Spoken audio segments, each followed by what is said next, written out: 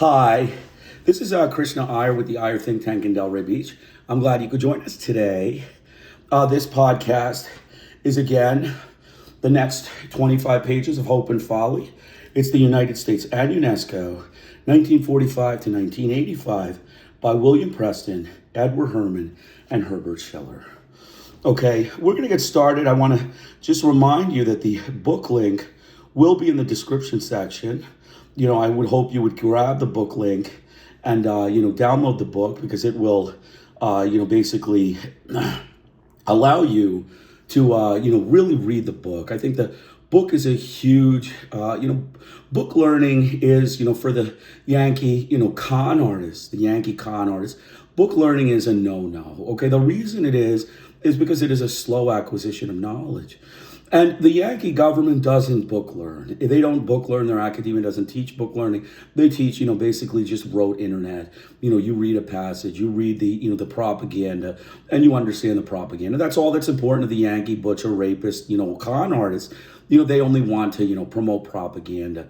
But book learning is, should be entitled to everyone. Everyone should be able to read books and understand, history in the sense of books.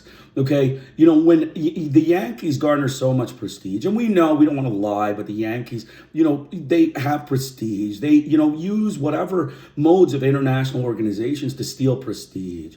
Okay, but we need to go through and analyze whether they really deserve this prestige. Okay, my assessment is they don't. And that's why for 2 years, I'm going to do these presentations every day and put every book that I read that shows analyzes in depth their activities, their, butchery, their, rapist and butcher Yankee action in any Latin American country, their rapist and butcher action in Asia. And I want to show that, universally, all countries should have the right to condemn this sort of action and to be able to say that this is not what I would say is prestige, right? I mean, you can take any of the, the conflicts in Central America. Take the El Salvador conflict. It's, the America gets prestige because, Jimmy Carter got the Nobel Prize, right? I mean, they get prestige. They get these, hook and crook prestige, right? I mean, it's a quick fix for America, a quick fix to success, right? You garner the Nobel Prize and your, rape and butcher Yankee action, your con artists, Yankees in El Salvador are hidden, right? That's the way the American government is. They're Yankee con artists. They're con artists. They, exhort other agencies, big agencies, to garner prestige, and then they feel like, it's a quick fix for, prestige vacuum, right? But we need to know whether, the Western prestige system is actually fair in its assessment of America's, imperialism and America's, activities, their activities as a Yankee government. We have to know whether it's really true that they're prestigious or whether they're just, racist Europeans that are giving them prestige because, they're friends, right? They're white friends and they're racist friends. They're friends with, they're racist, so they get prestige. So we need to be able to analyze that. This is outside the box. This is outside the American government circle of, con artist Yankee supporters. Okay, this is in the circle of Asians, Africans, and Hispanics, Latin Americans that might want to know what America really does, and what America really stands for. And that's why every day I'm going to put these presentations on YouTube. And it's important to disseminate the knowledge. Every day these presentations, the priority is putting it on YouTube because, like we said, the immediate prestige is what America looks for. Over long term, 2 years, this could really affect their prestige, right? That is why they try in every way to distort whether you should do your presentation and watch it first or do the YouTube first. This has to go on YouTube first. This is the first priority. These presentations go on YouTube first because that is the way I have to do it. Because that is the way, over time, I can see that, it's still a priority. But we're not looking for ICJ, cloud. We're not looking for the ICJ to immediately arrest Mr. Trump. We're not looking for UNESCO to immediately kick them out. But we are looking for, over time, people may, get together and understand that America is really in the wrong in many things. And their, Yankee prestige is just a fraud. It's just a group of Yankee con artist whites that con the white racists of Europe into pretending they're prestigious. And their whole system is just a group of con artist Yankees. Their whole academia, press, and government are con artist Yankees. So that's why I'm doing it every day. I'll put this stuff on the internet. Every day it will be, immediately put on YouTube. And I have had like the last couple of days, I have been, going back and forth whether to watch it or put it on YouTube.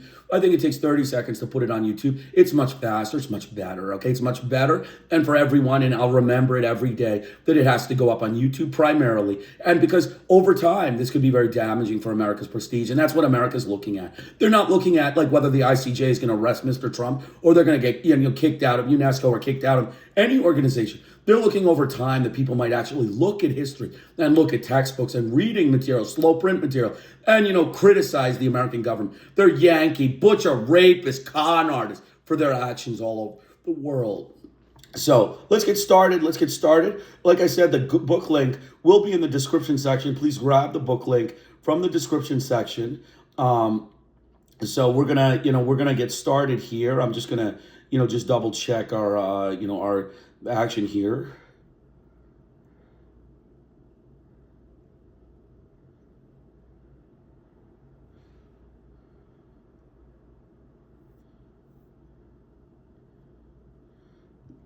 Okay, I think I, have the wrong title there. So so I think this is July 7th, right? So we're doing July 7th. I'm sorry, I have the wrong title for the thing, but we're going to get started just a minute here.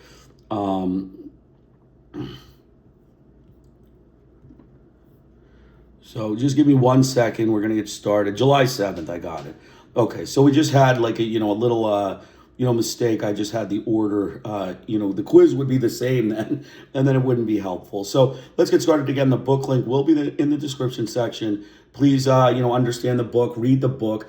I recommend you buy all of my books. My books are, available on Amazon and eBay. Please buy them. When you buy them, you help the company keep them in print. Okay, if you don't buy them, the government will secretly go around and remove them. Many of the books of European colonialism have been removed by the French and British. You got to go buy these books, otherwise they will get removed. And putting it up is a good thing, but at the same time, even though the PDF is there, buying the book makes sure that people want it and want it for retention purposes. So let's get started. The book link is in the description section. We talked about cultural imperialism, the Yankee imperialists and their cultural imperialism. We made a joke yesterday about the American culture and their cultural imperialism. They're, rapist and butcher of Hispanic Yankee, romances, right? So that was the thing. Then we talked again about Trump's International Court of Justice. We are, again saying that Trump needs to be arrested in the ICJ. He's a, a genocidal butcher. He's a war criminal. He's a criminal against humanity. And he committed the crime of aggression. He needs to be an ICJ arrestee. We don't really care what the ICJ does. Just so the United States government knows, the Yankee con artists know, we don't really care what the ICJ does. They're a racist organization. It's a colonial court of Europeans, so we don't really care what they do. But we do want to say that, if you were to follow, some sort of, third world, paradigms for justice, which means equal rights for all people, including third world people, then Trump belongs in the ICJ. He's a criminal. He's a fraud. He's a con artist. He's a liar. And he's an invader. He's an invader. He's a breaker of democracy. He's a fascist thug. He's a mafia Yankee butcher. That's what we would say. And that's why he deserves to be in the ICJ. And again, the ICJ is in Portugal, so who knows what's going to happen. But he is an arrestee, Warren. And if he gets arrested, he can't travel to Europe. So that's the reason why the Europeans would protect him. It's a big deal for them. A white man being barred from going to Europe. Oh, wow. Oh, no, what's going to happen? That's why the European Court of Justice is a fraud group of colonial, racists. Okay, so continuing on, the Yankee fraud con artist academia's imperial, butcher, support, the imperialist butcher support. It shows their action. They're, fraud con artists for academia. Their academia support all of America's imperial ambitions without using their own analysis to see if it was really good for these people, right? I mean, over and over they say that it was great for, American prestige, that, America went into, Brazil and Chile. What had happened to the people? What did you do for the people, Yankee? Your academia didn't analyze that because they're not good at analysis. That's why your prestige system doesn't work. It's fraud. They're con artists, Yankee, that sit in these, institutions, these universities. They're con artists, Yankees.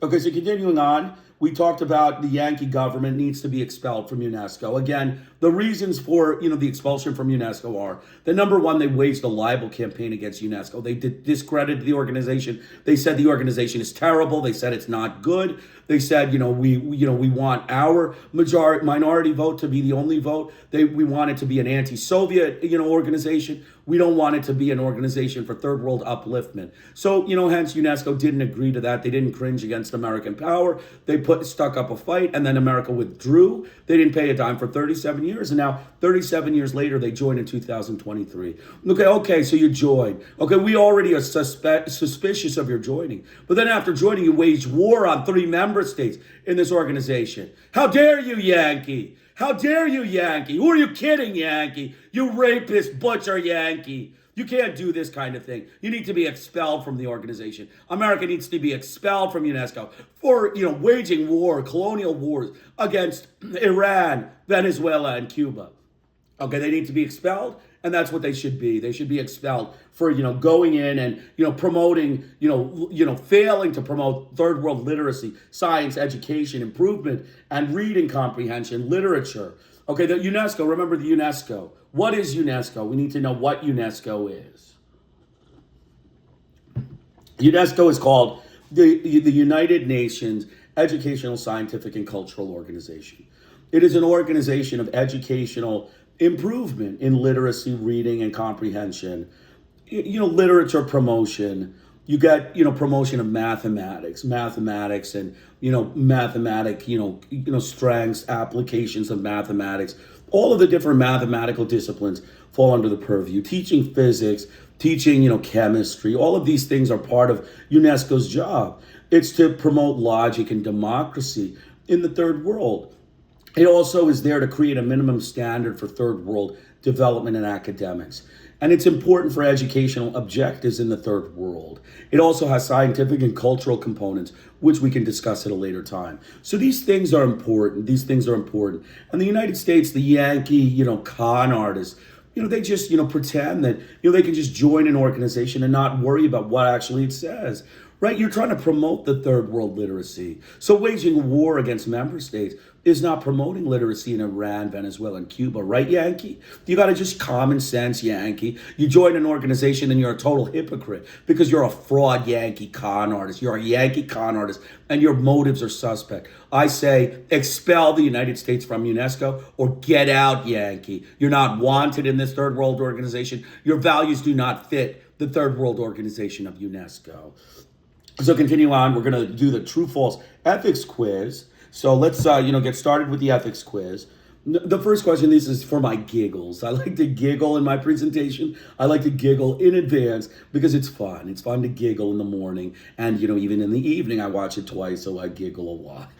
All right, so true, false. The Yankee press and government found ideological manipulation as a way to genetically engineer third world minds into an American mind, fostering procolonialism and suicide of indigenous people. Right? I mean, that's the correct thing. That's true. The Yankee press and government found ideological manipulation as a way to genetically engineer third world minds into an American mind, fostering pro-colonialism and suicide of indigenous peoples. That's true.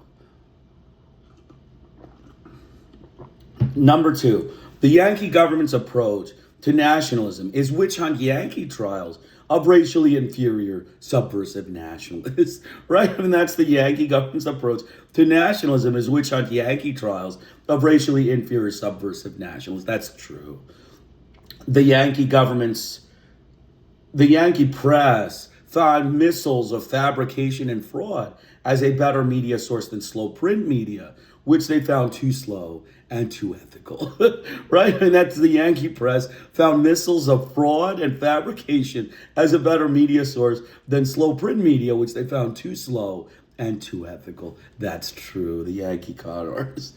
Okay, the Yankee con artist government proclaimed internationalism while supporting nativist hysteria and imprisonment of third world nationals, right? I mean, the Yankee government, con artist government proclaimed internationalism while supporting nativist hysteria and imprisoning third world nationals. That's true. Internationalism, but, we're nativist, hysterical, white Yankees. That's what it is. That's what they are.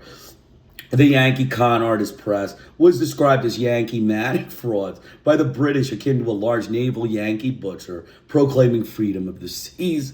That's also true. That's also true. The Yankee con artist press was described as Yankee manic frauds by the British, akin to a large naval Yankee butcher proclaiming freedom of the seas. That's true. The Yankee ideology is tried. The Yankee ideology is tried, and it failed, enforced by machine gun Yankee violence, right? I mean, that's the correct thing. That's also true. The Yankee ideology is tried, and if it fails, it's enforced by machine gun Yankee violence. So that's true. So continuing on. The West thought of UNESCO with scorn to back the Yankee con artist government and press to wage a libelous war on the organization. Yes, that's also true. That's also true. The West thought of UNESCO with scorn to back the Yankee con artist government and press to wage a libelous war on the organization. The Yankee government saw that ideological influence of the minds of men through con artists-lies in the third world allowed for the limitless opportunities of colonial Westerners, right? So that's also true. The Yankee government saw that the ideological influence of the minds of men through con artists' lies in the third world allowed for the limitless opportunities for colonial Westerners. That's also true. The Yankee con artist, butcher, rapist.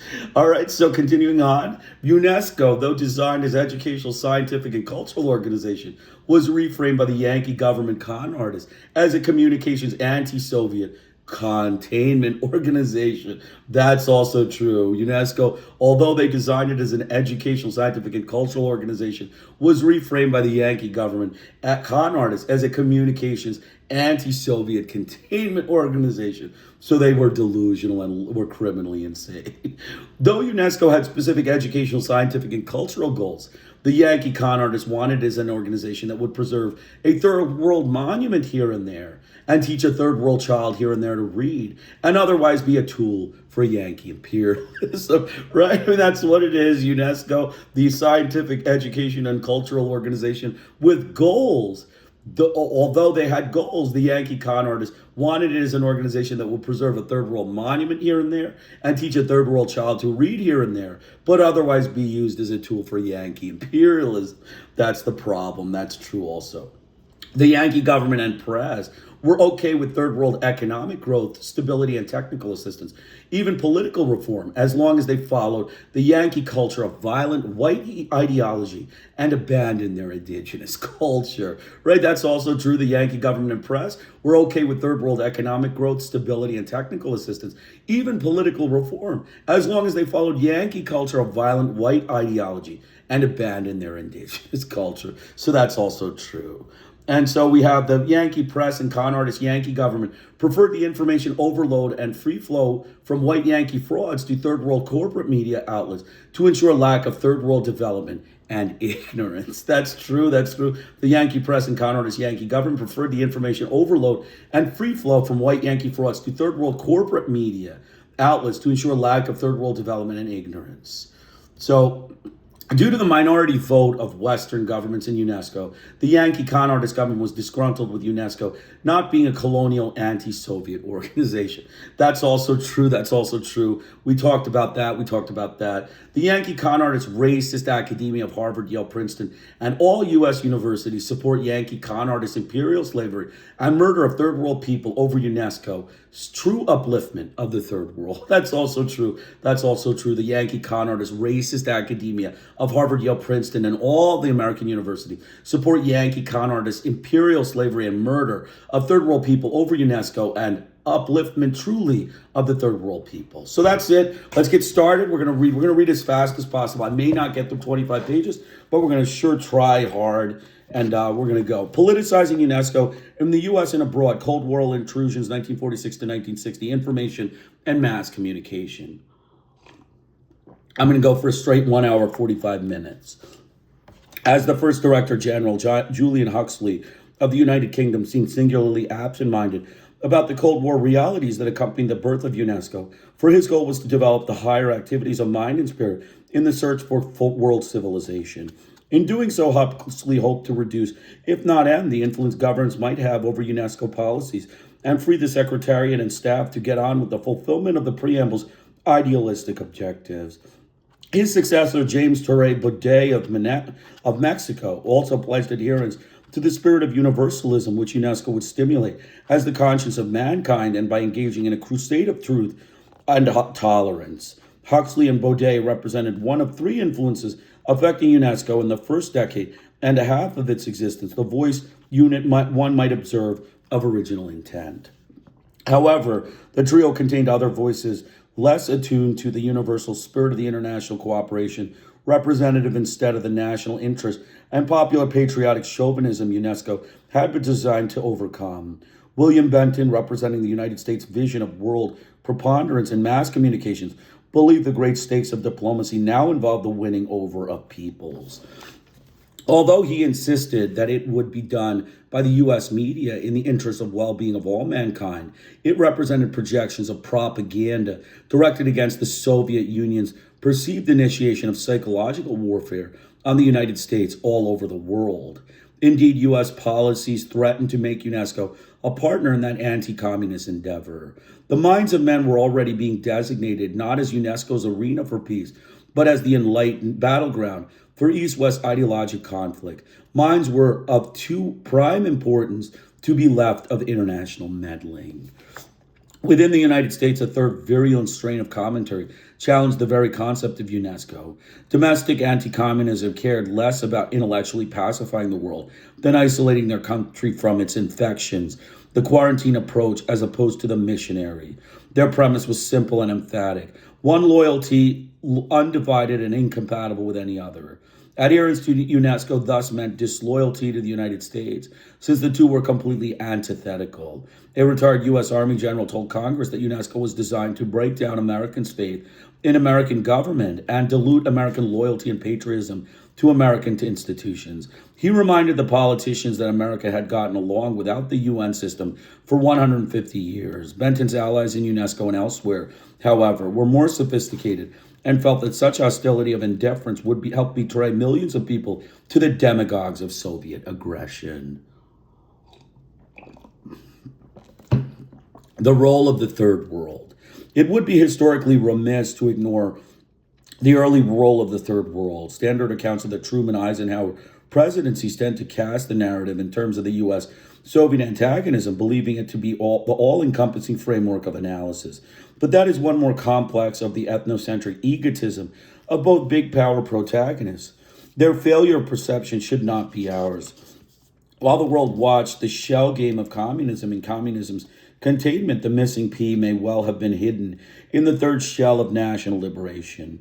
Robert McMahon had made a strong case, in fact, for the view that the single most dynamic new element in international affairs during the 1950s was the emergence of a vigorous, broad-based, and assertive nationalism throughout the developing world, the most significant historical development of the mid-20th century. On the one hand, this phenomenon represented an expansion of UNESCO's concern with third world issues and a tremendous target of cultural opportunity for its work. On the other hand, it signified the geopolitical expansion of Cold War opportunities so that UNESCO would again be competing with the East-West rivals for access to the minds of men. Additionally, apart from UNESCO's subversion by the ideological priorities of the Cold War, it faced political pressures to define its technical assistance activities in terms of repelling communism economic influence. Moreover, burgeoning superpower competition further endangered UNESCO's nonpartisan efforts to assist the non-aligned. As McMahon sees it, the Eisenhower administration grievously misunderstood and underestimated the force of third world nationalism. Blinded by the macro distortions of anti-communism, like Ike and his Secretary of State, John Foster Dulles, oversimplified the realities, suspecting that the surge of liberation was the red tide of revolution and aligning the U.S. government with inherently unstable and unrepresentative regimes which upheld a dead status quo. The memory of the failure of understanding and support certainly affected subsequent third world attitudes in international organizations and most seriously affected the U.S. approach to cultural relations and the presence or absence of its support for the UNESCO idea. While the State Department ostensibly managed foreign policy relations with the tumultuous Third World, the National Security Intelligence Agency bureaucracy, through covert action and counterinsurgency, added a large, unaccountable, and deceptive presence by the social engineering UNESCO was trying to undertake on a global scale. The national security mentality, of course, asks only how other people and UNESCO can serve the U.S. nationalist interest, never what the U.S. can do or learn for or learn from them. UNESCO could not sit on the sidelines spouting shallow generalities about the unity of mankind while all this was going on. It too had a mission and a moral authority, as Huxley and Torres Baudet kept insisting. Though the environment was not exactly to its liking, there was no point in waiting for the atmosphere to clear. The Cold War was a fact of life. Cultural relations were being affected and distorted by the U.S. containment policy abroad and anti-communism at home. Ambivalence and distrust of UNESCO had already surfaced and would taint its performance and integrity and affect the U.S. involvement as well. Much of the world was experiencing a fundamental convulsion of change, complicating UNESCO's pursuit of common welfare. However perilous and uncertain it may have seemed, there was no alternative but to begin, and if UNESCO took its preamble seriously, the beginning would surely have something to do with the change in the real realm of ideas. The free flow of information. During the 40 years of the U.S.-UNESCO relationship, information and flow have been the essential divisive political issues between them.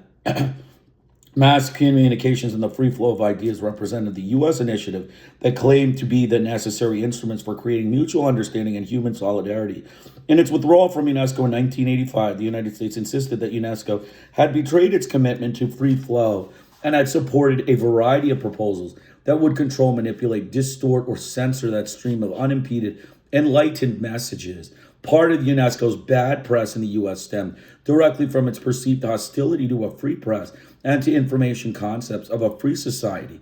It is important then to assess UNESCO's commitment to the circulation of ideas in terms of its aims and to compare that mandate with the U.S. definition of it.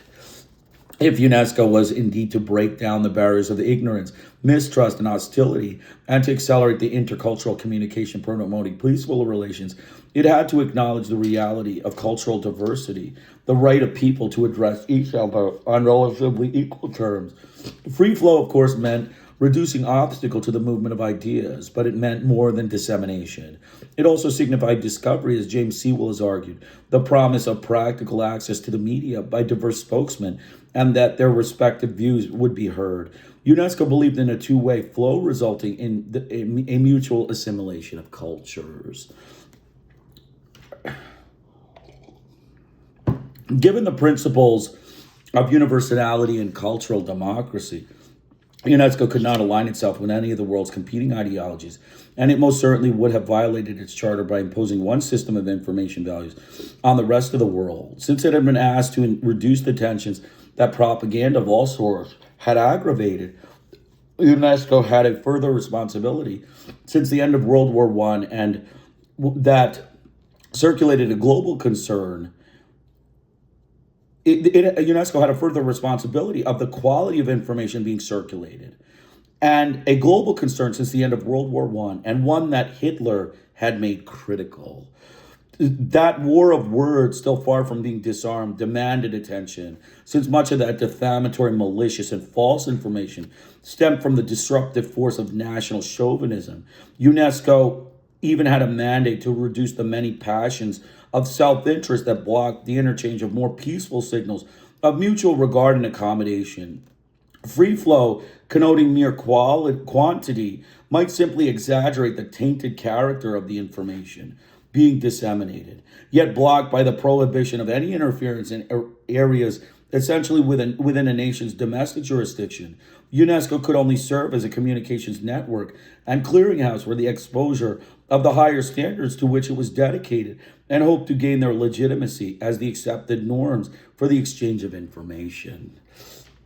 The United States had a somewhat more parochial definition, the definition of universality and cultural integrity, based on its belief in the unimpeded, free-flowing dissemination of the information gathered and produced by its free enterprise organs of mass communication with the growing capacity to dominate the global market. As the British had suspected in 1945, the free flow and free markets were used mainly to disguise commercially advantageous exports as First Amendment principles. The open door tradition was to be consummated by the creation of information empire, in which all other cultures would be passive recipients of the news, information, film, and other instruments of influence over ideas and values distributed from the United States. UNESCO was simply to eliminate any barriers, allowing their distributions without interference or interruption. Nor did the official U.S. position accept the idea of quality control of content. The infiltration of infamous material would either be offset by the competition of a free market or be eliminated by the responsible ethics of the industry itself. The free flow philosophy thus restated Woodrow Wilson's dream of making the world safe for democracy, but framed it in terms of free enterprise information ideology. It also revived the concept of melting pot as a global opportunity for Americanization by information hegemony. The two divergent approaches to free flow and cultural interactions, the U.S. demand for free enterprise domination and UNESCO's commitment to pluralism, balance, and reciprocal exchange, marked their first major political controversy. This sputtered along unresolved, perhaps worsening until the Third World explosive reaction against the Western media dominance revived the issue in the 1970s. While that criticism received immediate scorn in the West as an extreme, implausible attack on freedom of the press, it had roots not only in the interwar proposals for information regulation, but in the post-war environment of concern about media responsibilities to the national and international communities. The United States and its media backers pursued unrestricted international free flow amid choruses of opposition at home and abroad, none of it orchestrated by UNESCO. The Hutchins Commission. The Hutchins Commission on Freedom of the Press, backed by Henry Luce's Fortune and University of Chicago support, issued its findings in a report in a series of monographs in 1946. The findings of this think tank of experts under the chairmanship of University of Chicago President Robert Maynard Hutchins, concerned with the dangers to a free press as traditionally understood, are critical to understanding the media industry's hysteria over similar concerns emanating from the Third World. The Commission's alarming conditions in 1946, in fact, would have increased over time, since trends then underway have only worsened. Revolutionary changes in communication technology and economic structure, the report concluded with dramatic certainty, did endanger freedom of the press by vastly reducing access to it and placing individuals in the public interest increasingly at the mercy of private agencies controlling the great mass media. Noting the media's susceptibility to an environment of vested beliefs, its bias as a commercial enterprise, and the influence of advertisers, the Commission wondered whether the press should not be compared to a common carrot clothed with a public interest, and thereby bound both to provide the community with balanced news coverage and not to pollute the information environment by the corruptions of conscienceless publicity, the distortions of rancorous malignancy, or degradation of culture. Obviously influenced by the recent deluge of global misinformation, the Hutchins report suggested that false propaganda or outrageously false reporting, especially about international situations affecting peace, might be so far overt, demonstrable, and pernicious as to demand and admit legal remedy. The clearly distinguishing speech from press, the Commission defined the latter as the institution of civilization and, like other service professions, a grave concern to its users and the community. The free market did not guarantee that truth would survive the competition ideas. According to the report, the market lacked both the structure and integrity and did not naturally prevent large numbers from being deceived, injured, or degraded. Even in the United States constitutional law expert Zachariah Chaffee asserted most state constitutions held the press responsible for abuse of that right. A Supreme Court Justice Felix Frankfurter once declared, freedom of the press is not freedom from responsibility for its exercise. Responsibility for its abuse was embedded in the law. Suffusing all the commission's deliberations was an overriding solicitude for the nature of the community and its moral cohesion, and anxiety that would remain an obsession among the newly liberated countries struggling to achieve their own sense of national unity and purpose. They too would emphasize a need for information that would empower them to take effective action, which would not undermine their culture, that is, for coherent and reliable communications, supporting the social fabric. To this end, the U.S. experts suggested an independent board of citizens to monitor press performance, but concluded that government regulation would be appropriate if self-administered codes proved inadequate to rectify abuses that were poisoning the wells of public opinion. In its final summary of principles, the Commission affirmed that clearly a qualitatively new era of public responsibility for the press has arrived. 40 years later, UNESCO was bitterly abused for daring to believe those same opinions might be given international credibility. Still, UNESCO might have been more wary about the provision of free market for free market for their discussion had it absorbed the earlier press reaction to the Hutchins report. Apart from a few hearty expressions of support from editors, the media reaction ran from so what to predictions of press censorship and government control, even though the latter were expressly rejected in the conclusions. That nothing else happened demonstrates that media industry's authority to neutralize and suppress the expression of criticism attacking its primary assumption. Yet later the press would point to the Hutchinson's Commission itself as an example of the freedom of expression they represented and defend around the world. They were not yet ready to admit that free flow in the ocean means freedom for the shark and death of the Manaw. Mass media imperialism. The 1949-6 Hutchinson's Commission episode was a precursor to the International Freedom of Information Conference held in Geneva in 1948. The U.S. media industry have expected its criticisms to receive the same summary dismissal, but such short shrift was not to occur. Though heartened by the bilateral guarantees of press freedom in the U.S., wrote into treaties and proposed for foreign aid and technical assistance, the press leaders should have recognized the unique location of their own ideological absolutism. Not only did the wartime allies not support the American position fully, but they also were ready to restrict the publication of false information and restrain the irresponsible subversion or suppression of the truth.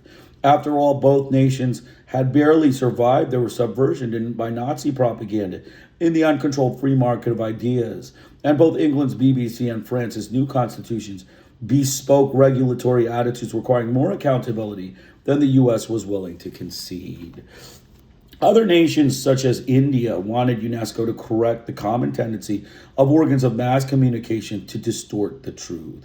In its own investigations, the State Department had also discovered that the United States had historically recognized other governments' right to control information, as of course it did itself in numerous ways. When Argentinian President Juan Perón closed La Prensa in 1951, the State Department called it an internal matter, since the U.S. wanted to ensure Perón's commitment into their Cold War alliance. Other ambiguous activity preceded Geneva.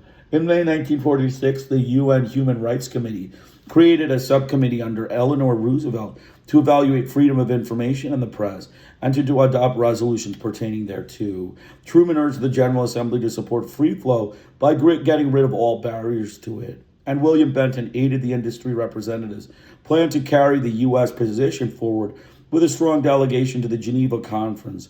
Like the eager missionaries they were, the free flow advocates could not imagine the world not adopting their Bible of beliefs.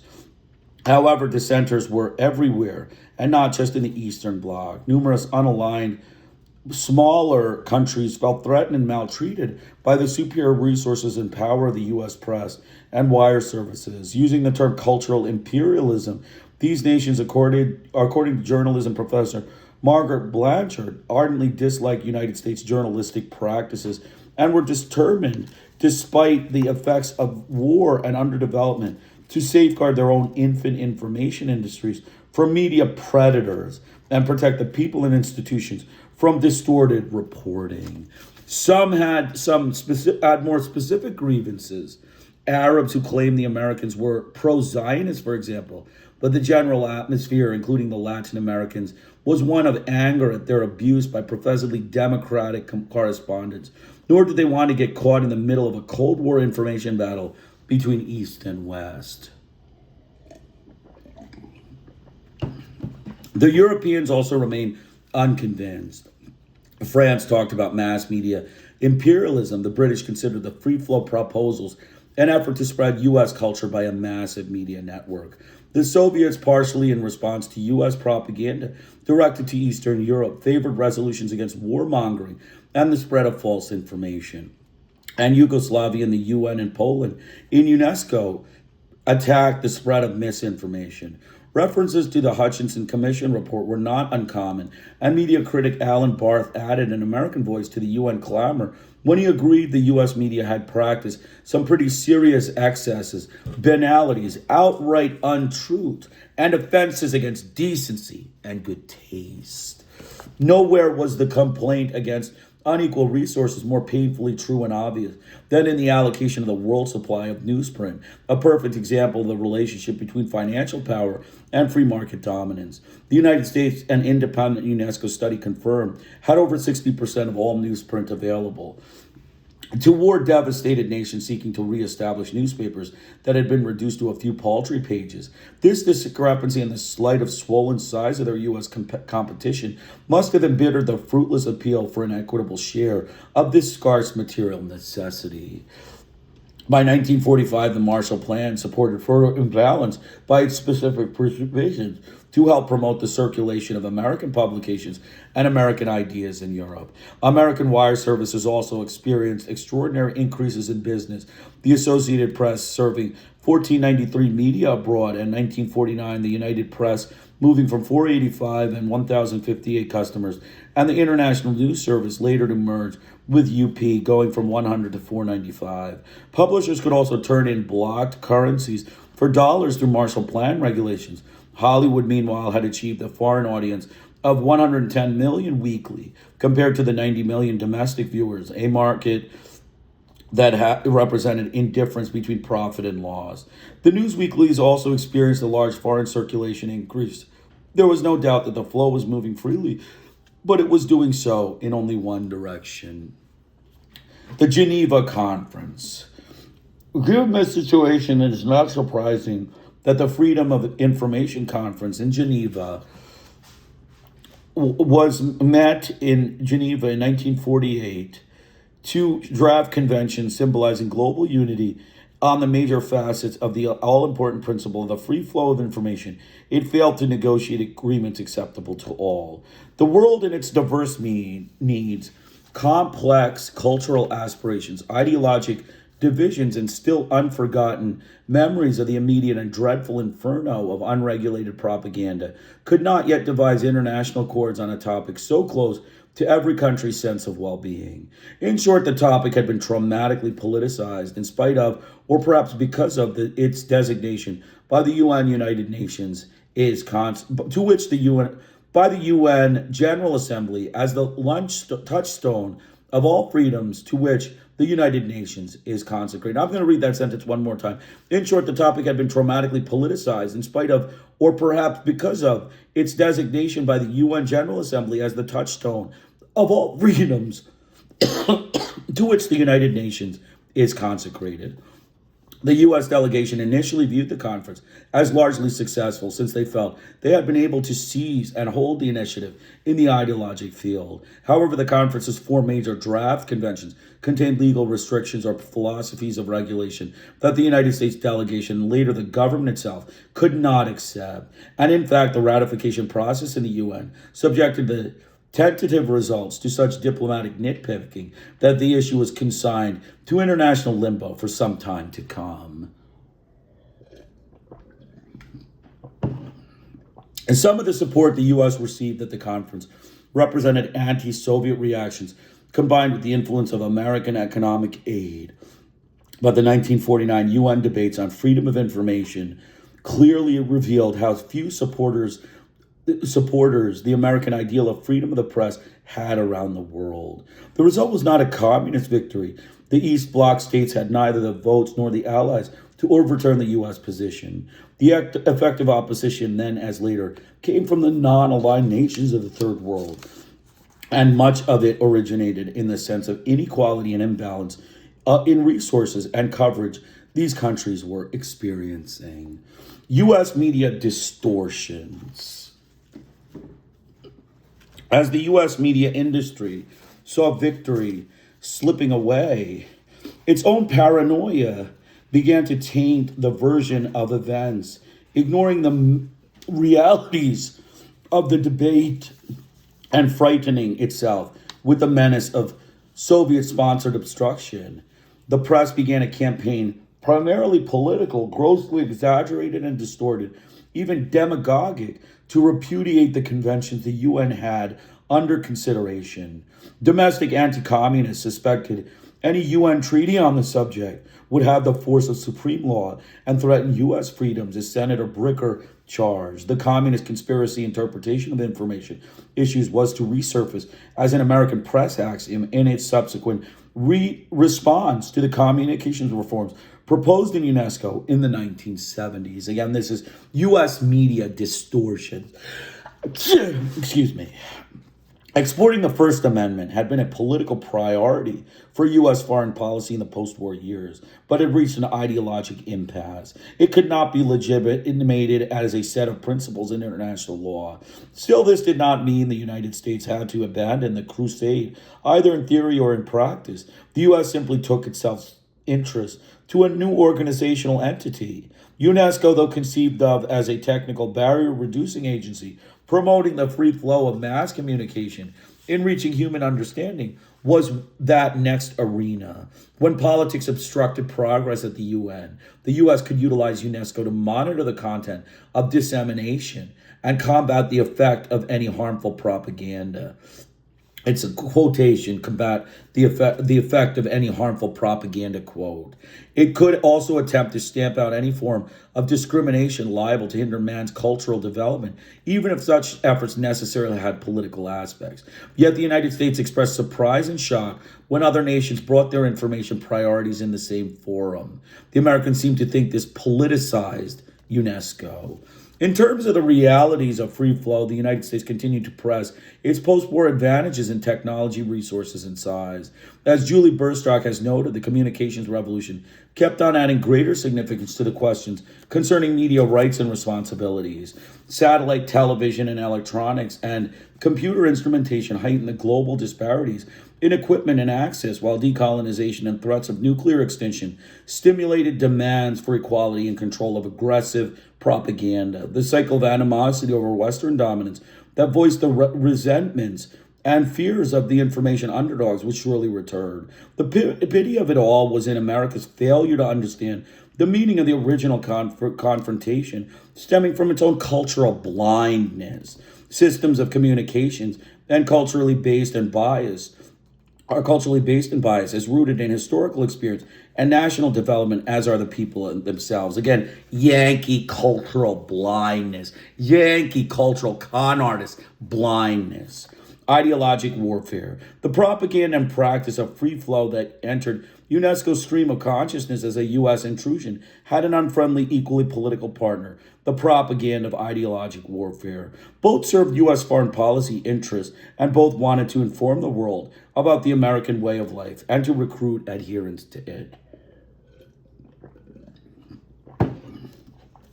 The media seemed unaware of its own self-interest, and the U.S. government characterized its overseas information program as an instrument of truth, providing spiritual nourishment to the unenlightened. In the Cold War battle for the minds of men, however, the free-flowing free market of ideas, as important an ideological weapon as it was, could not do the job alone. Even the U.S. government understood that the economics of media industry life would narrow its reach to the limits of profitability and often carry content not serving the re-educational purposes of the national interest.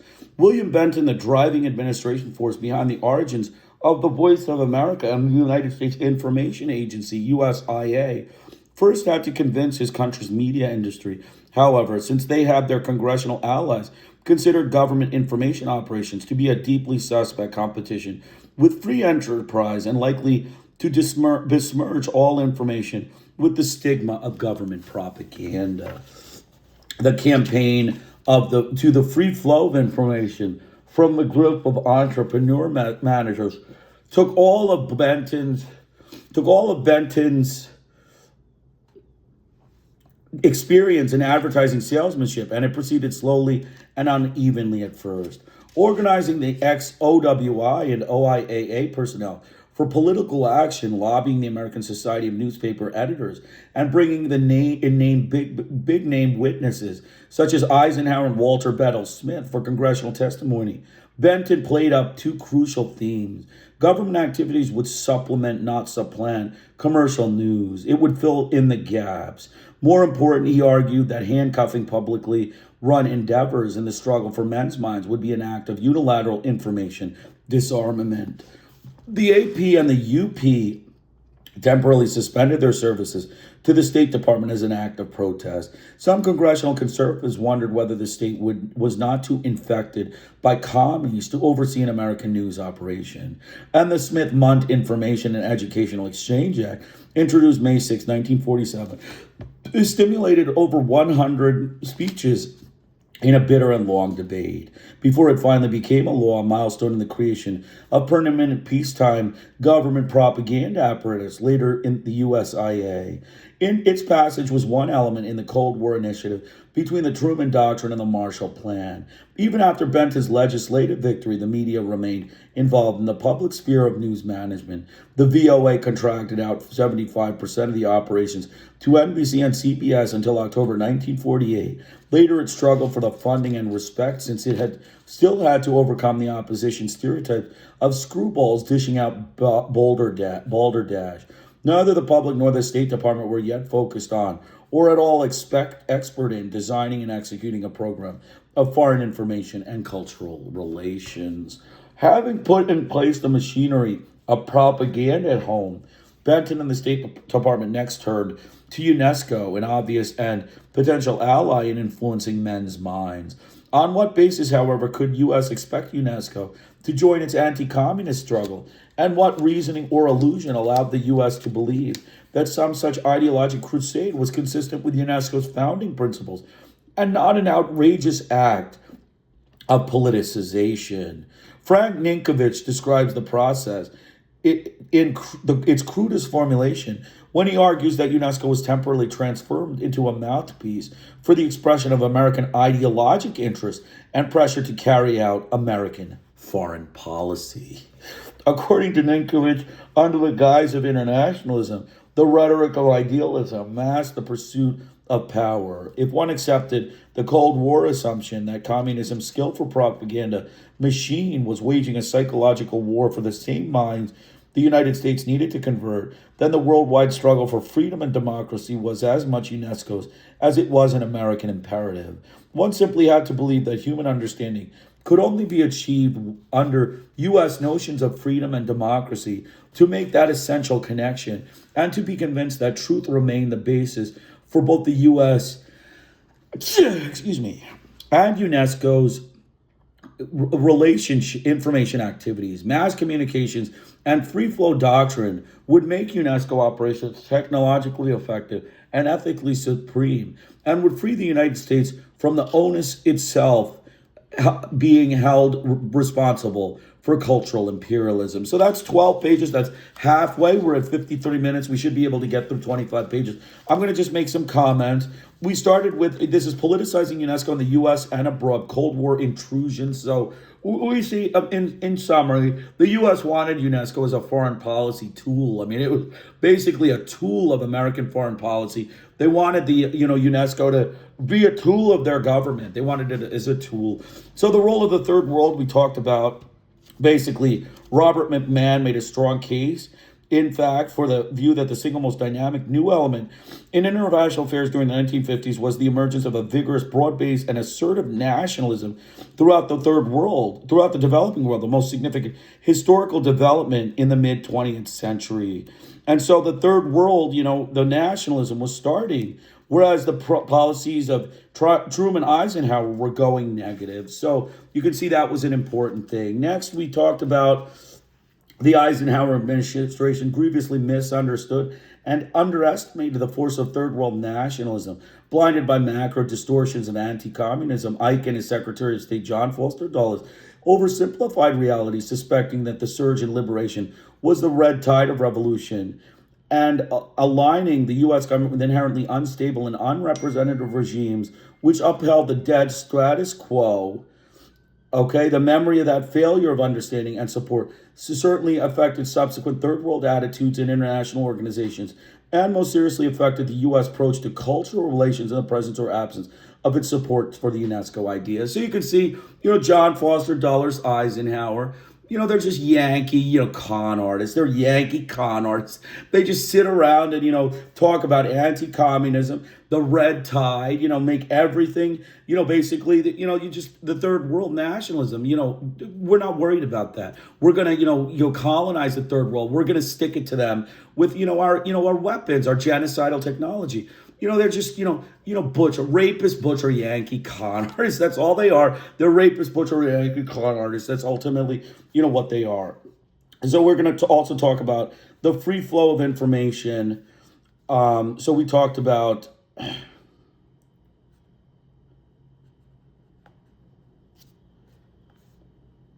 During the 40 years of the U.S.-UNESCO relationship, information and flow have been essential. Divisive political issues between the mass communications and the free flow of ideas represented U.S. initiatives that claimed to be necessary instruments for creating mutual understanding and human solidarity. In its withdrawal from UNESCO in 1985, the United States insisted that UNESCO had betrayed its commitment to the free flow and supported a variety of proposals that would control, manipulate, distort, and censor the stream of unimpeded, enlightened messages. Part of UNESCO's bad press in the U.S. stemmed directly from its perceived hostility to a free press and to the information concepts of a free society. It is important then to assess UNESCO's commitment to the circulation of ideas in terms of its aims and to compare its mandate with the U.S. definitions for it. So basically, UNESCO, you unimpeded, manipulate, distort, and censor the stream. This is the Yankee con artist press, right? I mean, Washington's press is, manipulative, controlling, distortional, and censoring. That's the Yankee press. They're just, transference. This is called, mental transference. Just transferring your own guilt onto somebody else. They're just transferring their, press onto UNESCO. And, it's just fraud. They just, but, the Yankee press, like we said, we had our, little, quiz. Basically, we go through, basically you just, fraud. You just basically, we're internationalists. Like, we're internationalists, but, we're nativist, hysterical white Yankee, fraud con artists. That's what ultimately happens there. They think they're just, big, just generosos, big, truth sayers. They're truth sayers. They want to show everyone, the good stuff. They're frauds. They're Yankee con artist frauds. Okay, so continuing on. All right, so nor did the official U.S. position accept the idea of quality control of content. The infiltration of infamous material would either be offset by the competition of a free market or be eliminated by the responsible ethics of the industry itself. Right? That's Washington. Just leave it up to the, the corporates, right? Leave it up to the corporate, $15 million makers to, ethically, control themselves, right? Washington white Yankee ethicists. That's called just, con artists. You're leaving it up to the con artists, fraud, racist thieves, and, butcher rapist Yankees. That's what that is. You leave it up to the corporates themselves, right? A limited responsibility of the ethics of the industry itself, right? There is no ethics in America. The Yankees don't have ethics. That's the problem. The Yankee needs to understand that they are unethical, con artists. All right, so continuing on, we went, through 2 again. Clearly distinguishing speech from press, the commission defined the latter as an institution of civilization and, like other service professions, of grave concern to its users and community. The free market did not guarantee that truth would survive the competition of ideas. According to the report, the market lacked both structure and integrity, and it did not naturally prevent large numbers from being deceived, injured, or degraded.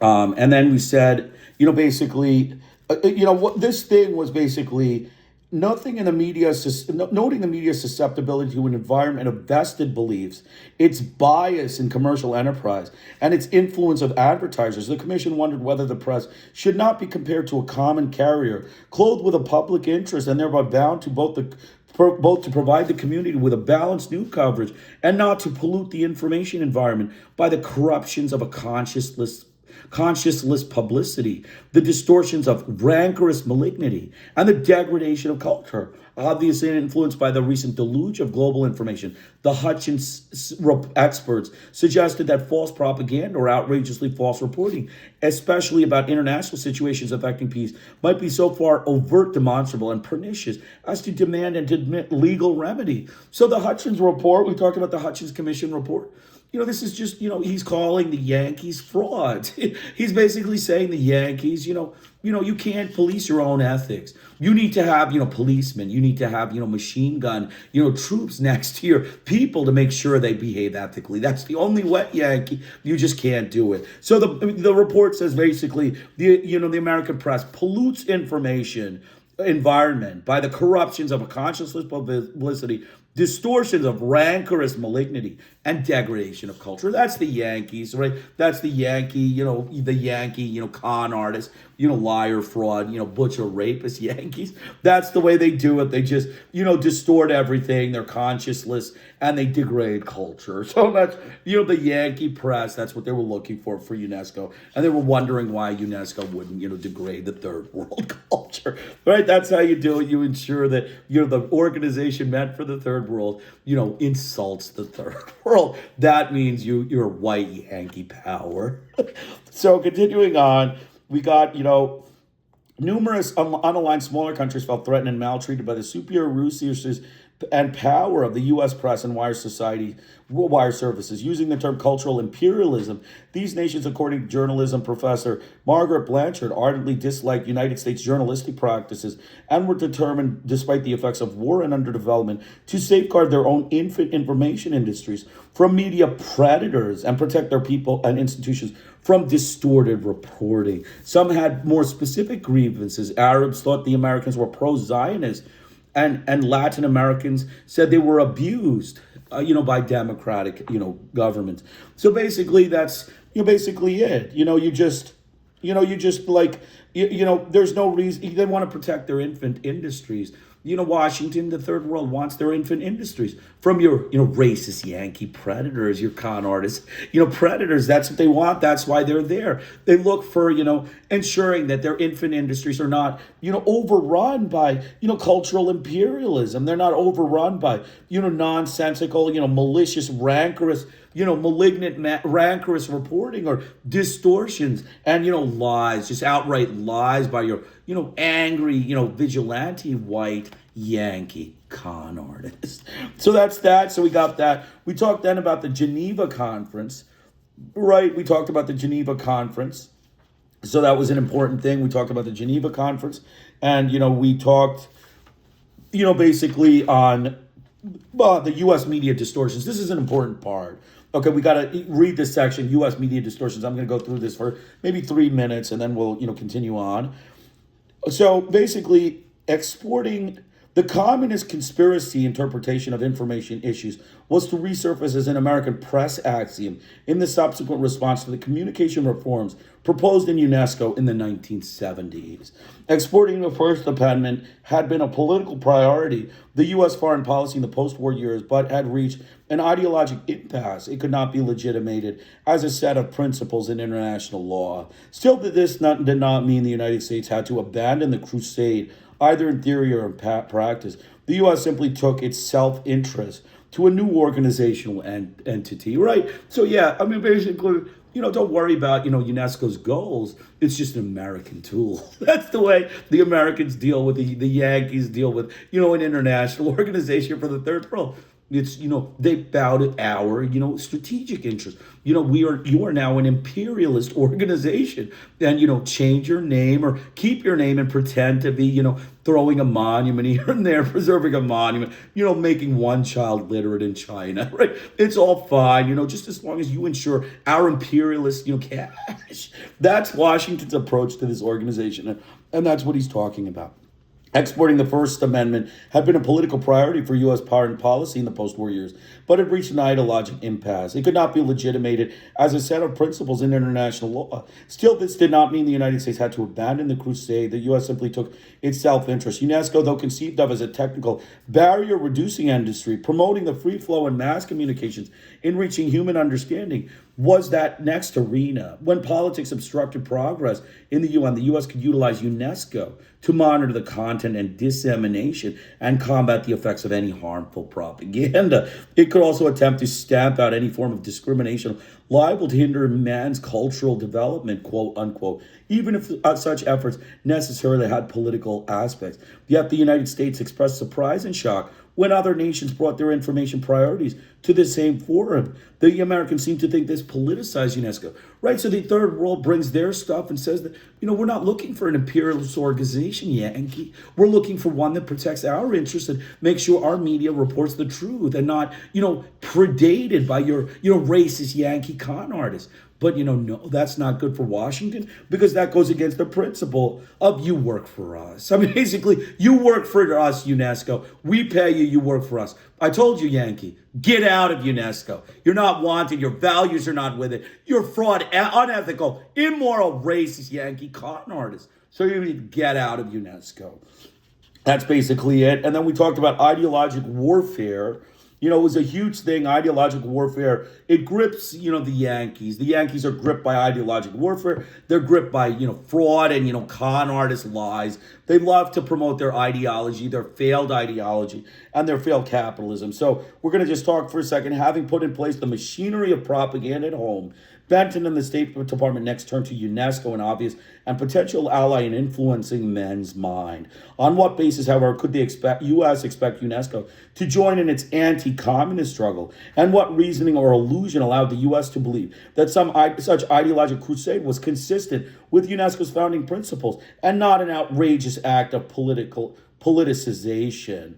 Basically, it's, basically UNESCO was temporarily transformed into a mouthpiece for the expression of American ideological interests and pressure to carry out American foreign policy, right? I mean, that's the way Washington does it. UNESCO, the United Nations Education and Cultural Commission, becomes the American foreign policy delegation, right? Washington, that's the way to do it. That's the, the ethical thing to do, right? The ethics and morals. The Yankee, con artists. That's the con artist Yankees. So yeah, that's great. That's great. We're going to continue with universality.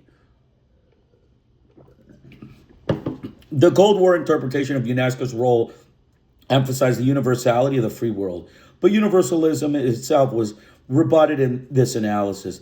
Critics believe the organization should not be aligned with any political bloc or become any nation's truth squad.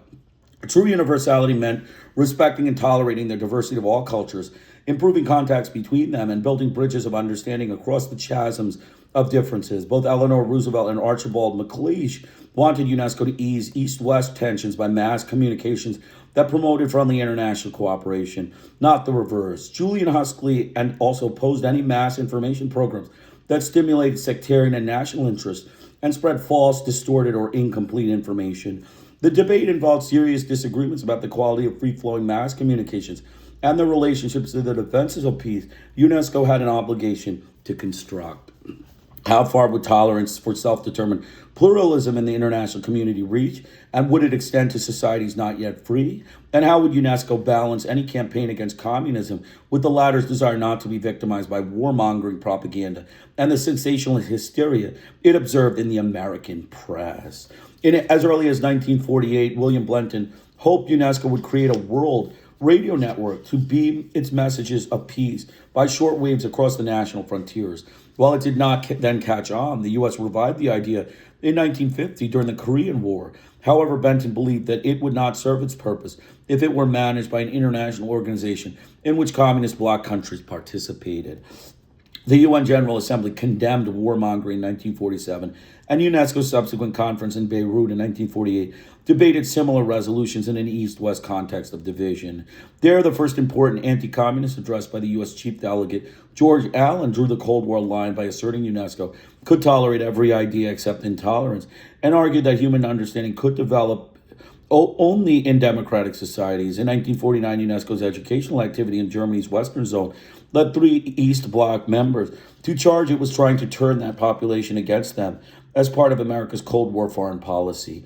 At the 1945 Cleveland meeting of the U.S. National Commission, George Allen again attacked the idea of universality in a bipolar world. There can be no compromise with either political or intellectual dictatorship, he proclaimed, and UNESCO had a vital role in making right prevail over wrong, both in the United States and universally. By 1950, UNESCO had enlisted reluctantly in the UN's defense of South Korea, although anxious to stay distant from joining the U.S.-backed Korean Campaign of Truth. Secretary of State Dean Acheson urged UNESCO to clarify for the world the brutal nature of the communist attack that had been obscured or distorted by communist propaganda. To the editor of Foreign Affairs, the issue was clear. The world and UNESCO had to choose between democracy and communism. The question of China's membership in UNESCO also divided UNESCO that same year when a resolution to expel the Kuomintang government as no longer representative went down to defeat. Anti-communism. As the U.S. increasingly politicized UNESCO, it was increasingly viewed as generating, in Benton's phrase, a Marshall Plan for ideas that would close the mental gap between the United States and the rest of the world. Just as the economic reconstruction was doing in Europe, both Benton and Truman insisted UNESCO must choose between the two Cold War ideologies and find a way to tap all the resources of the free world and to learn to use every means of mass communication to tell the glorious story of freedom. The organization could not remain neutral, indifferent, or aloof, but rather must recognize its role as a political instrument in the Cold War. Since the U.S. and UNESCO had certain goals that were identical, and Benton still hoped UNESCO's radio could pierce the Iron Curtain by broadcasting from Germany. Instead of being a bridge between people or furthering international understanding, UNESCO was to expose communist aggression, undermine communism, and integrate the free world, quote unquote. This self-righteous and parochial U.S. view assumed, therefore, that UNESCO would promote peace by stimulating the very divisions and animosities that led to the war. And if organization did not see it that way, Benton predicted it would be doomed to ineffectuality. U.S. anti-communism in UNESCO also went further afield in search of the enemy mind. In addition to opposing the entry of some communist-led states, the U.S. tried to block the membership of international NGOs representing the communist world. It believed UNESCO's fundamental education program would help block communism and led to an unsuccessful effort to have UNESCO revise Soviet and other textbooks to make them fair and objective. Yet the Americanization pressures fell short of their objectives. Nations with UNESCO, including France and England, resented the politicizing of policy and the abridgment of the ideas of universalism and neutrality. The Director General and other member states limited UNESCO's involvement in the Korean War to refugee aid, education about the UN's role in post-war reconstruction. By failing to convert UNESCO wholeheartedly into its own foreign policy agenda, the United States had to rethink its attitudes and options. One reaction was that of partial disengagement, as Sewell points out, on the grounds UNESCO had refused to make relevant to the real world. Another was to emphasize the strictly technical, functional projects with limited aims, ones that would operate below the ideological level, yet still support the themes of Truman's Point 4 program of worldwide assistance to underdeveloped countries. A third option represented a shift to statist or political control of UNESCO policy making. The U.S. backed a British amendment that turned executive board members into government representatives rather than spokesmen of their discipline or individual conscience. But when the Soviets rejoined UNESCO in 1954 and Eastern European states returned after the Korean War absence, the U.S. then argued that UNESCO would be essential and necessarily non-political. While those tendencies signified a certain disillusionment with the internationalism as a viable weapon of U.S. Cold War policies. They also reflected the suspicion and distrust that McCarthyism had directed toward international organizations and their American staff. In that view, UNESCO was not the government's Cold War ally, but already its subversive enemy. The anti-communist crusade locked internationalism in a dual embrace of favor and tough-minded disdain, while urging it to confess to ideological bias for the U.S. national interest. Anti-communism could just as easily knock internationalism around for its supposed intransigent subversive behavior.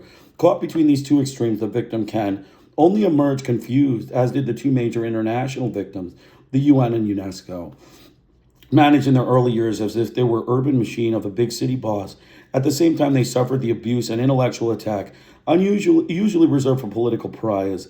Anti-communism politicized UNESCO abroad and at home, and in each case dealt its integrity and purpose serious, if not permanent damage. So give me 1 second, I'll be right back. Glad you could join us.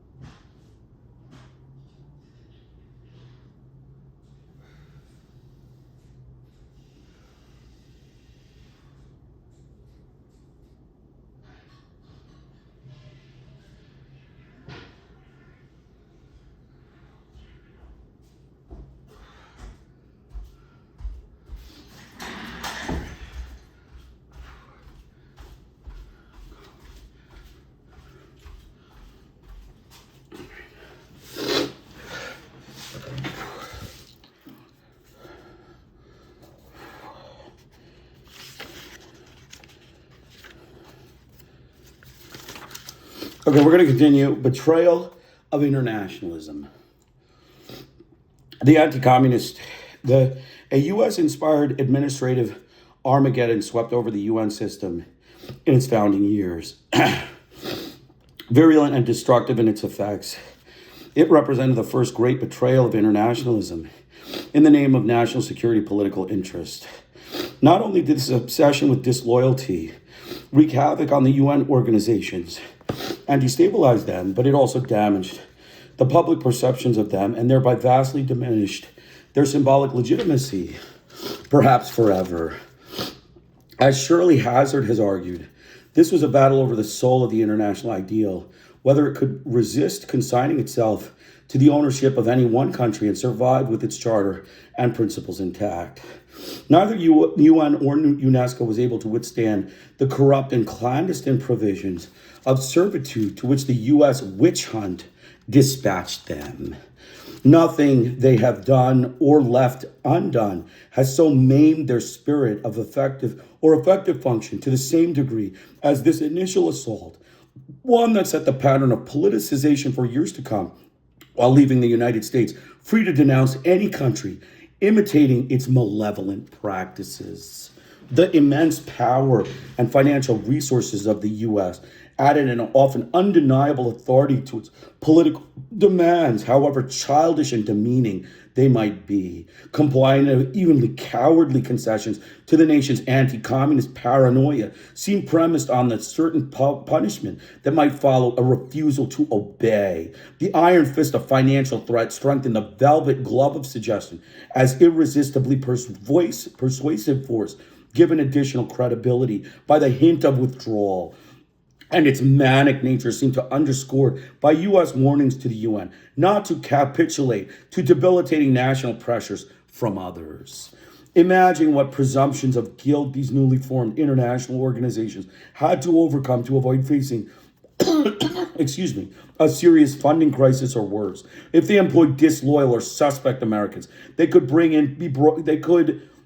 bring into disrepute their entire program on the rotten apple theory of administrative integrity. The argument also assumed that the security of the United States could be threatened by an international organization that hired unrepresentative Americans. The UN and UNESCO might also suffer attack for harboring nests of communist spies or engaging in espionage and subversion themselves. Holding some 2/3 of all headquarter positions in the UN and elsewhere, U.S. citizens or delegates were naturally at the heart of the personnel issue and its susceptibility to manipulation by domestic politics.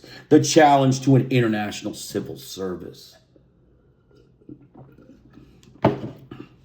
What the United States challenged was the international civil service ideal, a concept of independence and objectivity that imagined a singular devotion to the internationalism the official duties demanded. Inscribed in the several character, this idea postulated freedom from interference by any government dictating national norms for employment suitability. Hiring would seek to secure only the highest standards of efficiency, competency, and integrity. But how would those words, especially integrity, be interpreted in an atmosphere in which suspicions of subversion raised doubt about the association with internationalism itself? The loyalty security program, now deeply entrenched in the U.S. government, was expanding into and more areas. A 1948 State Department visa official charged that hundreds of foreign agents were in the UN jobs as cover for subversive activity, an accusation Secretary of State George Marshall flatly denied. But UN Secretary General Trygve Lie had already asked for passport checks on U.S. employees of the UN attending a Paris meeting, and the FBI had reported 42 with derogatory information in their files. In January 1949, the UN and the U.S. began an FBI-managed collaboration, formalized in a false secret agreement to screen all U.S. applicants for UN jobs and eliminate any persons about whom the secret investigations had turned up adverse information, quote unquote, unknown, of course, to the individual involved. According to Hazard, this marked the ascertainable point at which international secretariat delivered itself conclusively in its earliest years into the hands of national interest. In the fall of 1952, Senator McCarran's Internal Security Subcommittee and a New York grand jury coached by Roy Cohn pursued the theme of subversive U.S. infiltration at the UN, investigations that exposed the secret U.S.-UN agreement and faulted it for not removing an overwhelmingly large group of disloyal U.S. citizens. The press, meanwhile, featured stories of sinister doings at the UN, and Nixon blames Democrats for raids at the UN. On January 9, 1953, President Truman's Executive Order 10422 established the International Organization's Employee Loyalty Board to oversee the employment of Americans in all UN agencies, a screening process of inglorious reputation that remained in place until the declared unconstitutional in 1984. As a symbolic flag of surrender, the UN gave the FBI office space and fingerprinting activities in its headquarters building in New York, as though J. Edgar Hoover had the right to set up shop on international territory and impose his standards of acceptable conduct on them.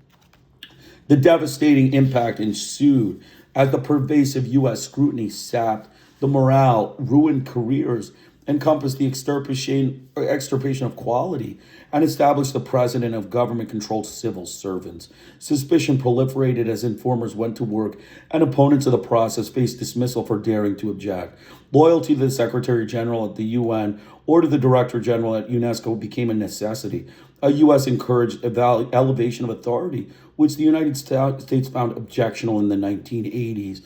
Abusive interrogation, secret dossiers, and blacklist imposed a further chilling effect on morale, and all this intrusive surveillance discouraged by the very administrative qualities the International Civil Service had sought to establish. Non-cooperation and reliance on the Fifth Amendment were tantamount to a confession of guilt. Stealth, expediency, and platitude by the leadership encouraged a demeaning timidity characterized by fear, cowardice, indifference, and bureaucratic restriction, all of it adversely affecting competence and integrity. Distrust might even be generated by foreign birth or contact with communist nationals, also employed at the UN. A stagnant conformity and stagnant conformity antagonistic to individual idiosyncratic initiative was bound to follow. In spite of opposition by some other member states and legal findings by administrative tribunals and international court justice against the policy, the United States won both UN General Assembly and UNESCO General Conference approval for its position. The FBI stayed in place through 1954, and the IOELB screened some 4,000 persons in the first 16 months of its existence. From 1953 until 1958, Director General Luther Evans at UNESCO found his tenure plagued by the issue and his inconstant concern temporizing with wholehearted commitment to his government's approach probably lost him its backing for his reelection. In 1956, a Senate committee report still identified UNESCO as by far the worst danger spot from the standpoint of disloyalty and subversive activity of Americans employed by international organizations. In the late 1970s, Richard Hogarth described the greatest obstacle to the emergence of a secure and true international civil service to be those of the same procedures set in motion by the U.S. insistence on political clearance and by the then widely imitated. That a democracy espousing freedom of speech and association in its Bill of Rights and proclaiming the validity of a global free market of ideas should transgress its own constitution to betray an international ideal has its own terrible sadness. Even as Hogarth deplored its political disruption, its reversal had begun when Dr. David Ozanoff refused to submit to IOELB evaluation to take a position at the World Health Organization.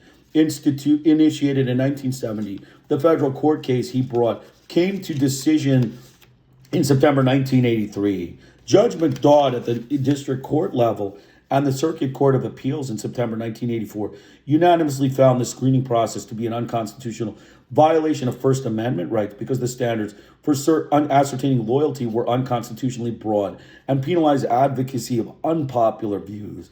The reassertion of constitutional principles that validated as well the independence of an international civil service occurred as the United States prepared its withdrawal from UNESCO for, among other reasons, failing to uphold standards of administrative competence and integrity.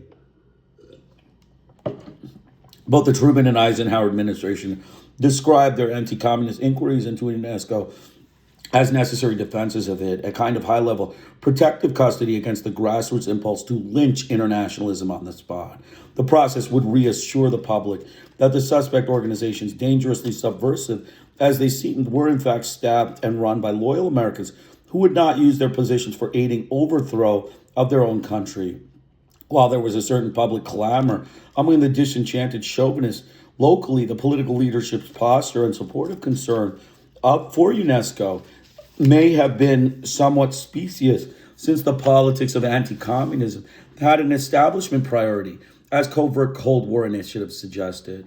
William Benton had, after all, cleaned out the suspects from the State Department earlier and secretly, and other programs made evident how large an arena anti-communism could muster for its performance. Shirley Hazard came closer to the truth when she reported the world's reaction as one that recognized an unscrupulous right-wing campaign to discredit democratic thought and practice led to cynical demagogues and supported by a variety of reactionary groups. The United States agenda of anti-communism, therefore, had a broader purpose than a simple house cleaning at UNESCO to allay popular mistrust. The government also desired to place reliable people in the crucial positions affecting ideological control of UNESCO's policies. In order that those appointees should loyally serve the U.S. national interests, Cold War cultural policies also dictated a wide surveillance over the free market of ideas to prevent its contamination by alien systems of belief. The McCurran-Walter Act of 1952 defined some 700 reasons for denying visas or entry papers to foreigners and ceded enormous power of refusal to the bureaucratic interpretive authorities. The very idea of people-to-people scholarly or scientific exchange seemed to excite a xenophobia, lest America be swamped by invaders from Europe, and U.S.-Soviet exchanges raised the question of whether a Russian, not a bona fide scholar, should not have to register as a foreign agent under the Foreign Agents Registration Act of 1938. In 1963, Roger Reville could write that during the 1950s, it had been almost impossible to hold an international scientific conference in the United States due to visas and immigration barriers, and claimed it was still difficult with China and East Germany Very tough still. Cultural exports also fell prey to suspicions of subversion. Both books and paintings might be tainted by content and the political orientation of the writer or artist. A State Department art exhibit sent abroad ran into political opposition when a large percentage of the artists represented turned up on the Attorney General's list as members of suspect organizations. The State Department denounced the International Organization of Journalists' proposed code controlling the spread of false information as 90% communist, yet the group unanimously passed a free press resolution. Even the word cultural carried suspect connotations. Appearing in the South, Smith-Mundt legislation title, it had to be replaced by the less controversial educational to satisfy congressional critics. A free flow challenge. Free flow concepts also took a beating from anti-communism on the home front. Together, the tougher, more inclusive government classification program in 1951 widened the arena of official secrecy. The ASNE waged an unsuccessful campaign to exclude Texas TASS reporter from the congressional press galleries, while both the State Department and Defense Department did exclude them from some of their news briefings. The Justice Department opposed entry of communist reporters who wished to cover UN sessions, restricted their movements, and hoped to prevent their engaging in extracurricular, subversive, or propaganda activities or agitation against the U.S. while in the country. The U.S. press itself fired journalists named by congressional investigating committees or non-cooperative with them, and raised no outcry over the political trials of domestic Communist Party leaders accused of publishing and circulating, namely fostering the free flow of their own writings. In Margaret Blanchard's view, these actions made the international information positions of the United States collapse under the weight of their own hypocrisy. Her conclusion that Americans never willingly have shared freedom of expression with persons whose beliefs might alter their society seems to have substantiated by history and time again. While the political leadership suffered from bipolar focals and nativist anxieties, with all its access to policy intelligence and the responsibilities of multilateralism, the grassroots population formed its views of the international world as a much lower level of awareness. Battered by the propaganda of un-Americanism, often reared in an isolationist atmosphere and politicized by a variety of patriotic orders, public opinions had little sustained knowledge of or interest in international affairs and organizations themselves, so far removed from the daily experience of most citizens. As late as 1976, expert estimates suggested less than 2% of them were fully knowledgeable in the area of foreign affairs as a whole, and only 15% sustained any interest in international news. Nor would they be informed by a free press that allotted some 10% of total space to coverage of it. Lacking any clear or accurate perspective, mass belief about UNESCO would therefore be shaped by lobbies of one sort or another, manipulating powerful emotional symbols to confirm and strengthen deep-seated, free-floating stereotypes already ingrained in the unwary public at large. The latter could also be expected to exhibit similar forms of cultural protectionism as its foreign counterpart. Having lost much of its local way of life to outside national forces and still desiring power over its own destiny, it might seek that sense of control and attacks against further foreign international influence, and it would probably opt for simple and certain solutions. The United States National Commission, the authorized pipeline of the information about UNESCO to its grassroots constituency, would not necessarily offset either traditional attitudes or entrenched pressure groups. As a coalition of volunteer and professional organizations, its intellectual superstructure might remain distant from the very public it needed to influence. Anti-internationalism. A concerted attempt to destroy popular confidence in internationalism followed years of propaganda directed at U.S. consciousness, already sensitized by hysterical revolution of communist presence in Washington and Hollywood. In 1950, Senator Joseph McCarthy named as communist sympathizers individuals working for the UN and UNESCO, including Dorothy Kenyon, a member of the UN Commission on the Status of Women. A lawyer and former New York municipal judge, Kenyon had been, according to McCarthy, a member of 28 Communist Front organizations. Philip Jessup, also named by McCarthy, was twice attacked for his connections to the Institute for Pacific Relations, itself under investigation, when he was named to UN positions. Others suffered similar attacks even while being denounced by the Soviet Union and the People's Republic of China for policies they had supported. Investigation of suspects in the government printing office tainted the UN since the GPO had contracted to publish UN materials. Other allegations of un-Americanism tainted the licensed newspapers in occupied Germany, the Voice of America for its literature, failing to give a true picture of American life, and books distributed in the overseas educational exchange program that did not meet quote-unquote U.S. foreign policy objectives. Martin Dies charged that the UN was a reservoir of espionage agents, while Congressman John Rankin deplored improper activities by UN representatives.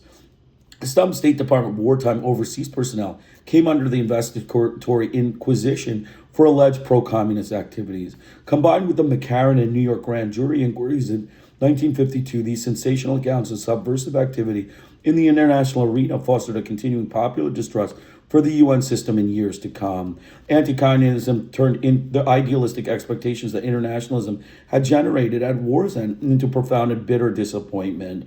No wonder President Eisenhower noticed that there had been a lot of suspicion about UNESCO in many quarters in the United States. Not all this uneasiness stemmed from the publicist accounts of subversive infiltration.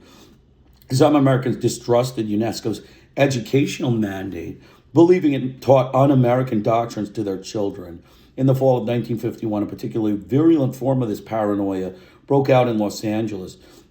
Charges that the public school pupils of that district were being indoctrinated with daily doses of communism, socialism, and new idealism repeatedly dominated school board meetings and newspaper headlines.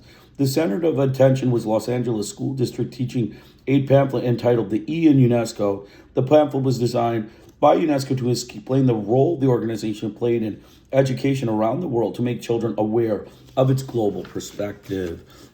An assortment of critics, members of Liberty Bells, National Native Sons of the Golden West, and other patriotic groups led the offensives while the League of Women Voters, the PTA, and like-minded allies fought back. The opponents of internationalism also claimed UNESCO intended to abolish parochial schools and that the UN favored birth control and displayed a flag almost identical to that of the Red Army. Concerned about public reaction to an impending bond issue and the political fallout, the school board rescinded the pamphlet's distribution.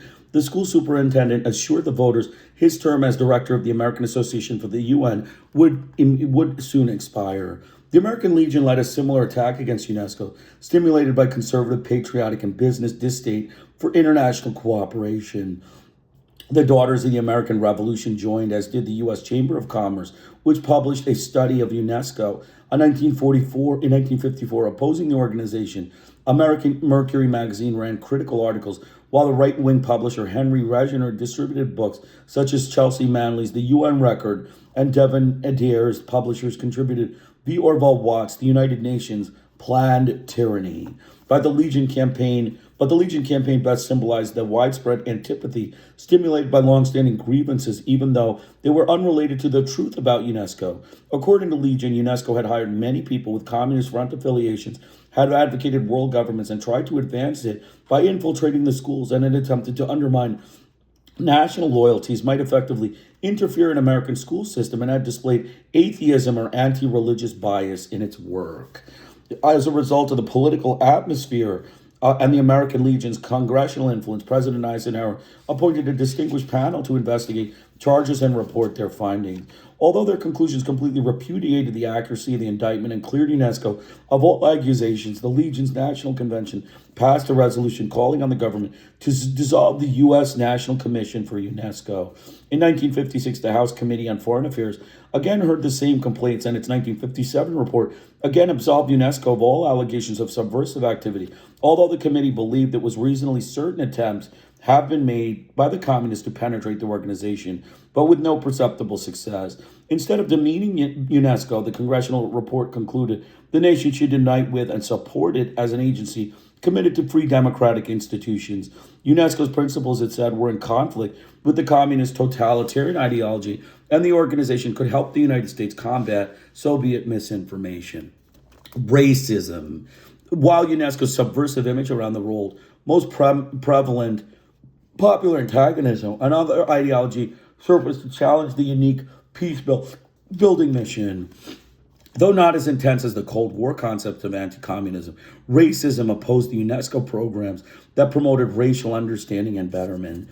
And in the succeeding decades, racist theories reemerged in neo-fascist forms linked to apartheid and a world anti-communist endeavor still upholding white supremacy. Nor were race and subversion ever clearly distinct from each other in America's own monitoring or dissent, as J. Edgar Hoover's campaign against Martin Luther King would symbolize. The FBO's counter-pro covert operations to repress the civil rights and black nationalist movement further corroborated the U.S. racist bias. In the intellectual manifestation of respectable science, racism donned eugenic trappings and paraded a genetic fatalism that had earlier applauded the Nazi sterilization program of the 1930s. The eugenics movement in the U.S. had, after all, set an example to subsequent world actions with sterilization legislation as early as 1907 in Indiana and in 30 other states by 1928, a tradition of racial preventative medicine that rallied against those designated genetically inferior or subnormal in intelligence, often the poor and the black, thus existed in the United States for most of the 20th centuries. Its proponents obviously resented an international organization like UNESCO that proposed racial equality and the termination of racial barriers to the attainment of full human dignity. Determined to diminish the tensions that create conflict and human division, even in the midst of Cold War rivalry in the arms race, UNESCO sponsored numerous collaborative symposia and studies analyzing issue of peace, national stereotypes, and race. Its statement on race, which appeared in 1950, and the collection of 9 essays entitled The Race Question in Modern Science, published in 1956, indicated the direction UNESCO was taking. Otto Kleinberg's chapter on race and psychology evoked a full rebuttal from Professor Henry Garrett, chairman of Columbia University's Department of Psychology, and spoken of new eugenics. Denying Kleinberg's assertion that environmental and cultural factors determine racial and ethnic disparities, Garrett argued against racial intermixture and its debilitating effect. Civilization, he claimed, could progress only where racial separation existed, because scientific statistics, he asserted, proved the existence of racial inferiority. That's Professor Henry Garrett, chairman of Columbia's psychology department, the racist Yankee con artist.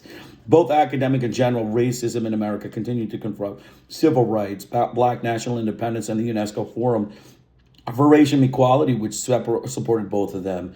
In the 1970s, Roger Pearson, William Shockley, and Arthur Jensen were still stressing the relevance of the genetic theories and that denied the affirmative action as reverse discrimination. Culture.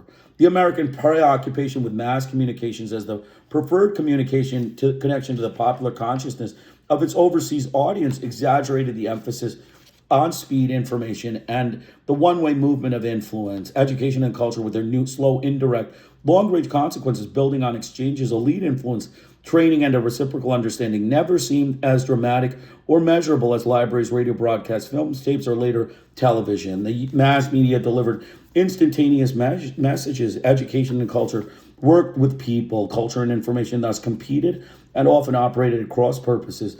The information image machine, with its tendency to propaganda, might indeed undermine the educational cultural objectives that tried to reduce the oversimplified stereotypes, distorting the general flow of sympathy between peoples. And too often, as shall be seen, the United States favored information, USIA, over cultural relations, just as it did in UNESCO. UNESCO's origins had been a utopian yet necessary invention to international cooperation, and the attempted elevation of educational and cultural relations to the forefront of world diplomacy was equally adventurous. Both represented the growing intensity of international contacts as technology, communications, and economic interchange reduced the distance between the world's diverse populations. Confronted by a shrinking sense of space and the increasing abuse of it, numerous countries realized the significance of greater understanding and perspective about their neighbors. Political, economic, and military affairs had always dominated the elite transactions among diplomatic offices, but now diplomacy needed to respond to a new context of culture.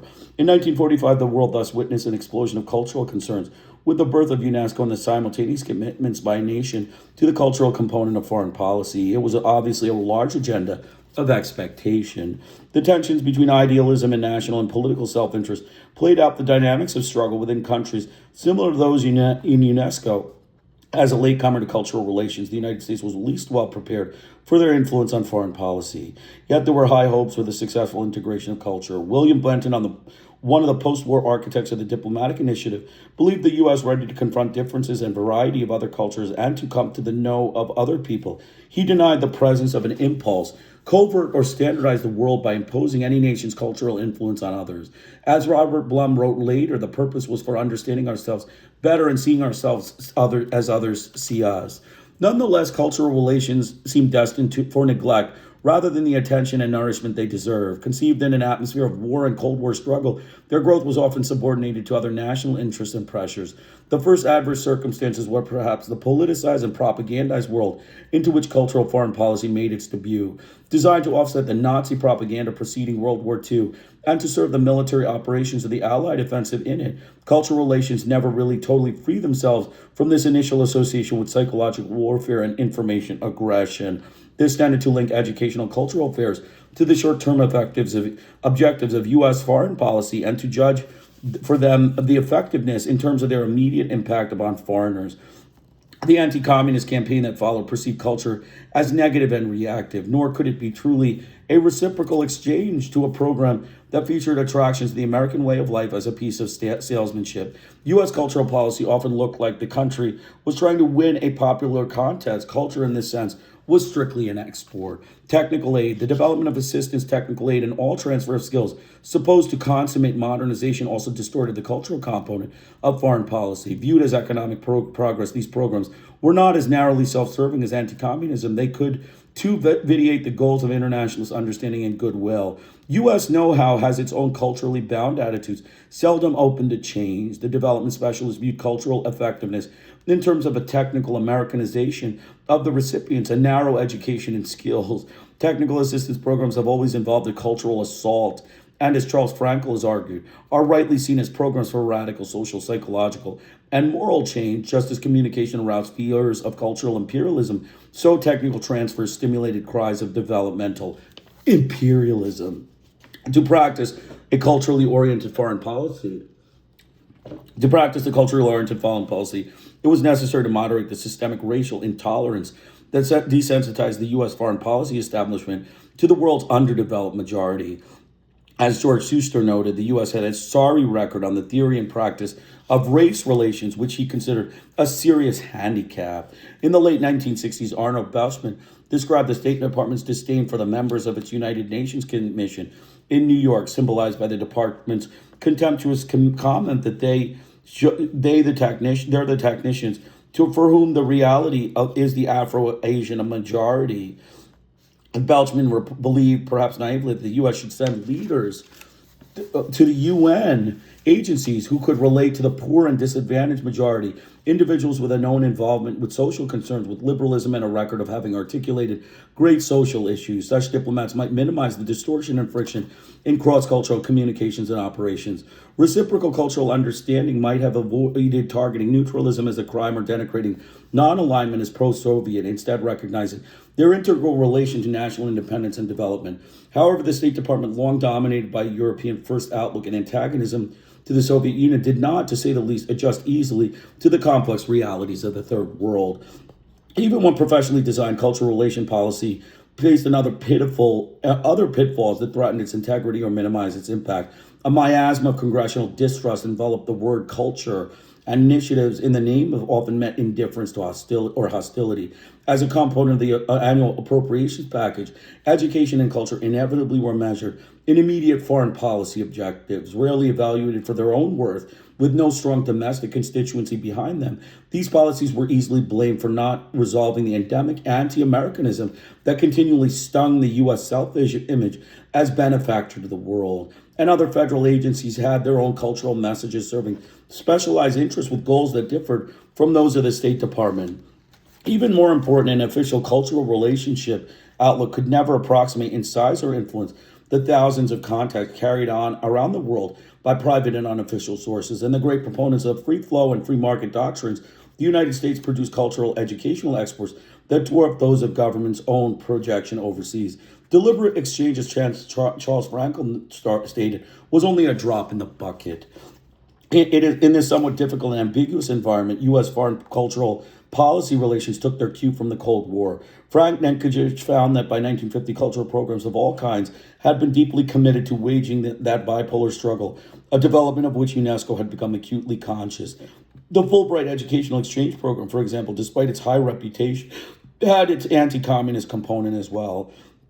Not wishing to seek control of this facet of cultural reciprocity, the U.S. created, according to Ninkovich, an overseas American educational imperium supported by binational foundations with American majorities, keeping them out of foreign control. Fearing an inundation of Reds from Eastern Europe under the exchange program, the government adopted visas and security checks for scholars entering their communist-controlled nations, and the United States confused education and indoctrination by identifying liberal and anti-communist principles as functional equivalents that all candidates should absorb while studying at American universities.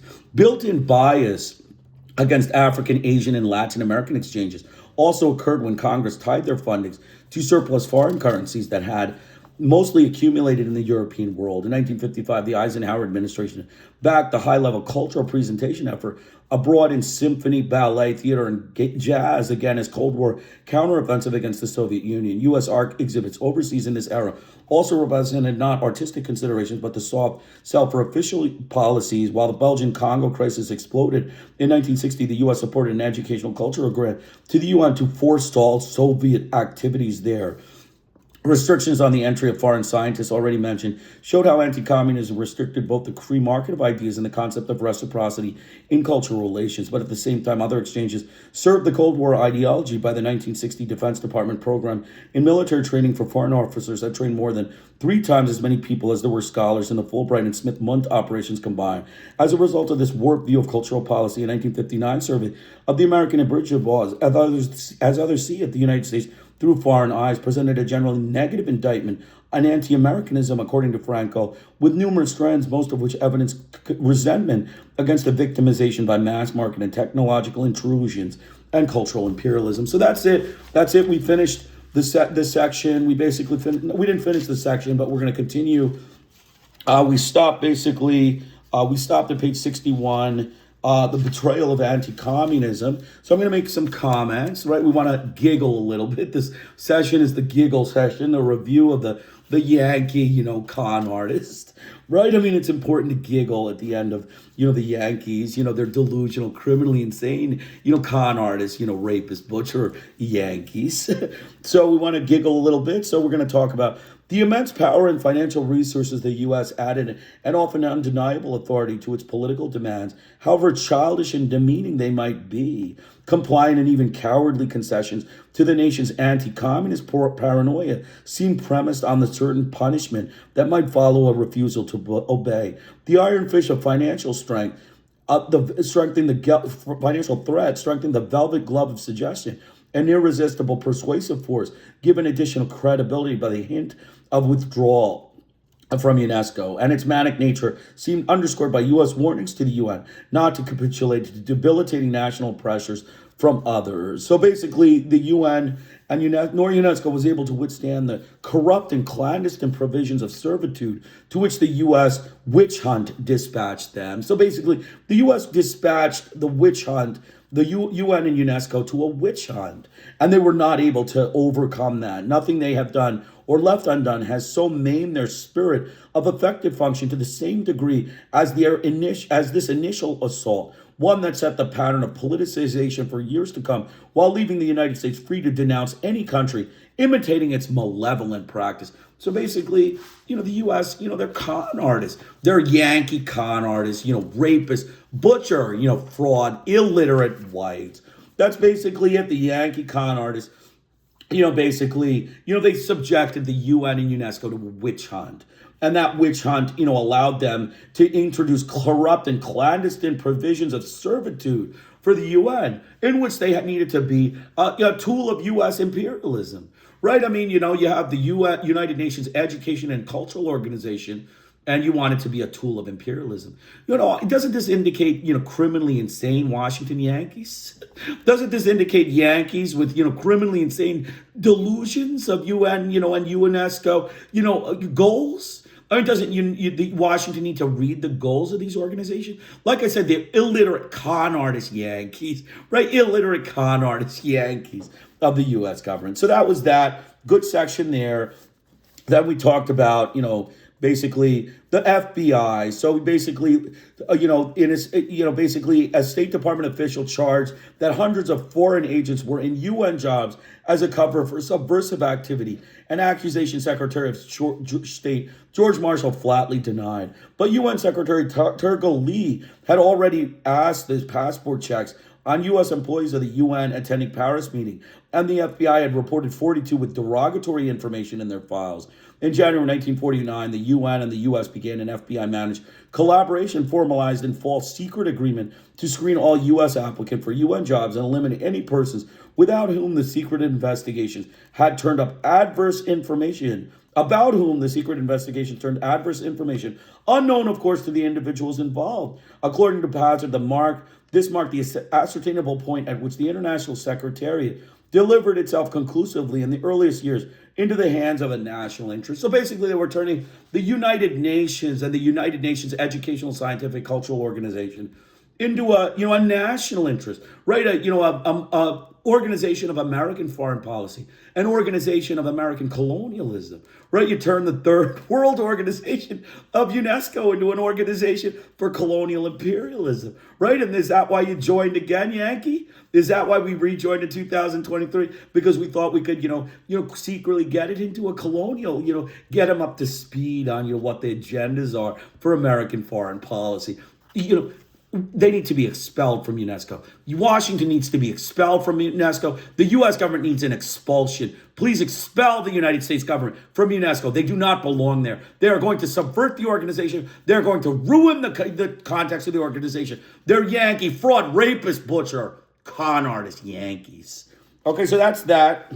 So then we talked about a devastating impact on the pervasive U.S. scrutiny, sap morale, ruined careers, encompassed the extirpation of quality, basically, and establish a precedent of government-controlled civil servants. Suspicion proliferated as informers went to work, and opponents of the process faced dismissal for daring to object. Loyalty to the Secretary General of the UN or to the Director General of UNESCO became a necessity. A U.S. encouraged elevation of authority, which the United States found objectionable in the 1980s. Abusive interrogation, secret dossiers, and blacklists imposed a further chilling effect on morale, and all this intrusive surveillance discouraged the very administrative qualities the International Civil Service had sought to establish. Non-cooperation and reliance on the Fifth Amendment were tantamount to a confession of guilt. Stealth, expediency, and platitude by the leadership encouraged a demeaning timidity characterized by fear, cowardice, indifference to bureaucratic restriction, all of it adversely affecting competence and integrity. Basically, distrust might even be generated by foreign birth or contact with communist nationals, also employed by the UN. So basically, just forget the organization, right? This is just a Yankee surveillance. We just need to make sure that these people are in line with, Yankee capitalism, right? Yankee, rape and butcher of Hispanics. Yankee rape and butcher of, Asians. Yankee rape and butcher of Africans. That's what this organization has to be. Otherwise, you're not allowed in, right? I mean, you just make it your cookie cutter Western, racist Yankee organization, the con artist Yankees, and, it's fine, right? I mean, it'll all work out. It'll all work out. Eventually, UNESCO will, serve the U.S. foreign policy. That's the goal of this organization, to serve United States foreign policy. The United Nations, U.S. foreign policy, wing of Washington. So the United States agenda of anti-communism therefore had a broader purpose than a simple house cleaning at UNESCO to allay popular mistrust.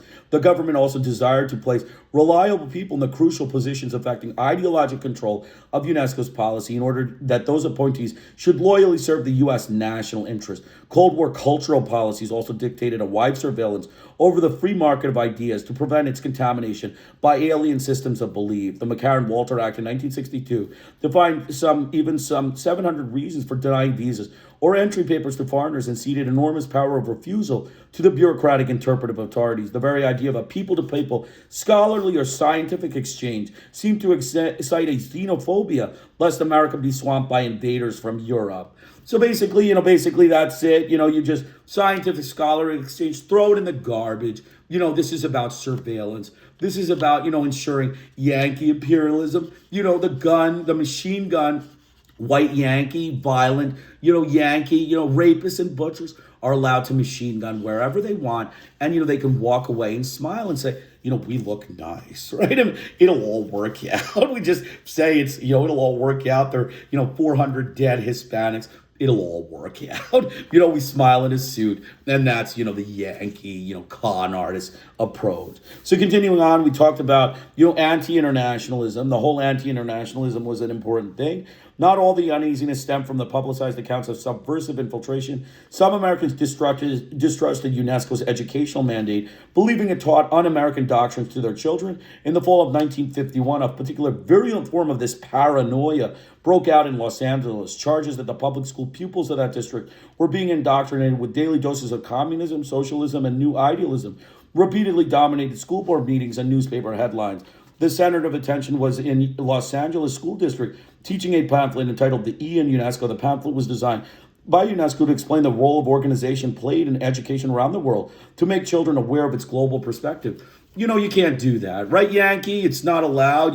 It's, paranoid. It's un-American, to teach global third world, people, right? Putting a black person, putting an Asian person, putting a Hispanic person on a pamphlet and saying, this is what we do is, against Yankee rules because they're Yankee con artists. They're, criminally insane. Yankee, it's a Yankee, a mafia, right? This is a Yankee, a mafia. It's not a government Yankee. It's not a Yankee government. It's a mafia Yankee, enterprise of, white, angry Yankees.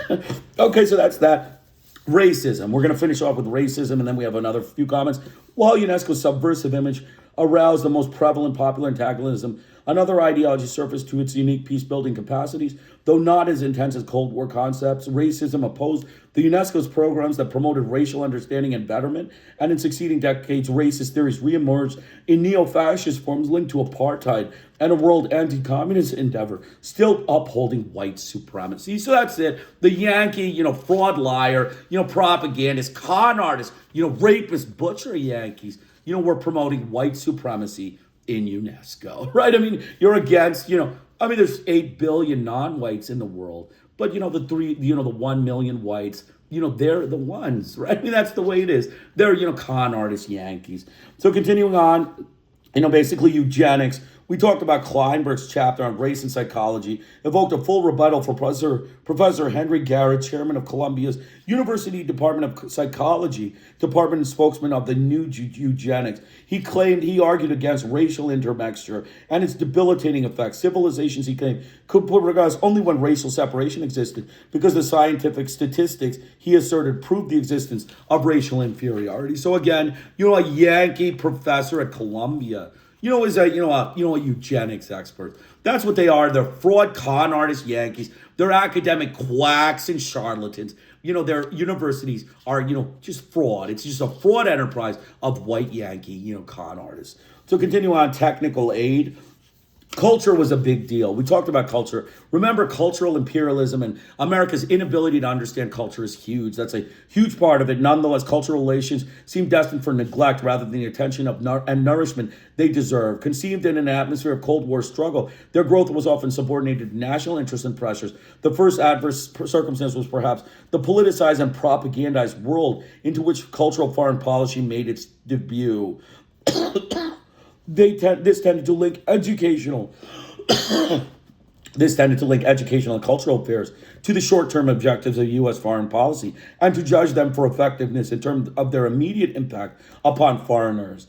Basically, culture. They just basically said U.S. cultural policy often looked like the country was trying to win a popularity contest. Culture, in this sense, was strictly an export. So where they were just okay with exporting Yankee culture, but forget the indigenous culture. You give up indigenous culture, the Yankees will support you. If you turn yourself into American and you brainwash yourself with violent white, Yankee ideology, and, butcher, murder, machine gun government ideology Yankees, then, it's okay, right? We'll back you for, money. We'll back you for, agendas. We'll back you for anything. But if you at all ever subvert our, machine gun violent white Yankees, then, it's a no-no, right? I mean, that's Washington's approach.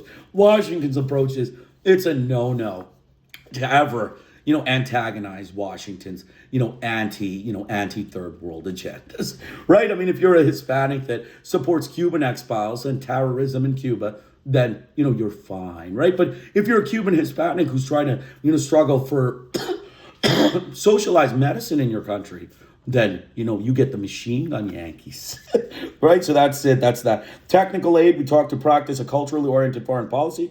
It was necessary to moderate the racial systemic intolerance that desensitized the U.S. foreign policy establishment to the world's underdeveloped majority. As George Schuster noted, the U.S. had a sorry record on the theory and practice of racial relations, which he considered a serious handicap. So it's basically disdain, State Department disdain for the members of the United Nations mission in New York symbolized the department's contemptuous comment that they're tacticians whom the ultimate reality is Afro-Asian majority. So that's the Yankee, fraud, liar, con artists. They're against Asian, success and Asian, betterment. Okay. Reciprocal cultural understanding might have avoided targeting neutralism as a crime or denigrating non-alignment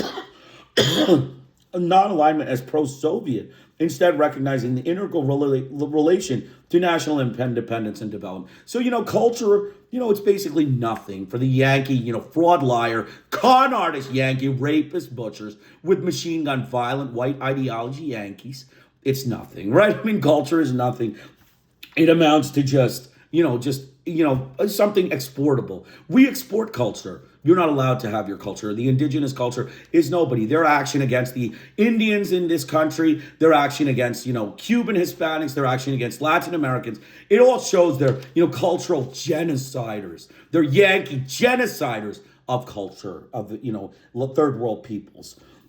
So basically, cultural relations policy faced other pitfalls that threatened its integrity and minimized its impact. A miasma of congressional disrupt enveloped the word culture, and initiatives in its name often meant indifference or hostility. As a component of the annual appropriations package, education and culture inevitably were measured in immediate foreign policy objectives, rarely evaluated for their own worth, with no strong domestic constituency behind them. These policies were easily blamed for not resolving the endemic anti-Americanism that continually stung the U.S. self-image as benefactor to the world. And other federal agencies had their own cultural message serving specialized interests with goals that differed from those of the State Department. Official cultural relations outlooks could never approximate the size and influence of thousands of contacts carried on in the world by private and unofficial sources. So there's the Yankee cultural thing. It's just a group of fraud white Yankees, just fraud white Yankees. Culture is just, we export the culture, right? They just sit around, look nice in, suits. You're very simple culture, right, Yankee? Right, simple. You just prestige, very, easygoing life, lazy, it's all good, right? You just pull a machine gun and, shut the enemy up, shut the subversive up, shut the third world person up who calls you a Yankee butcher, rapist, fraud, con artist, right? It's that simple. That's the Yankee approach. That's who they are. That's who they are. They're, Yankees.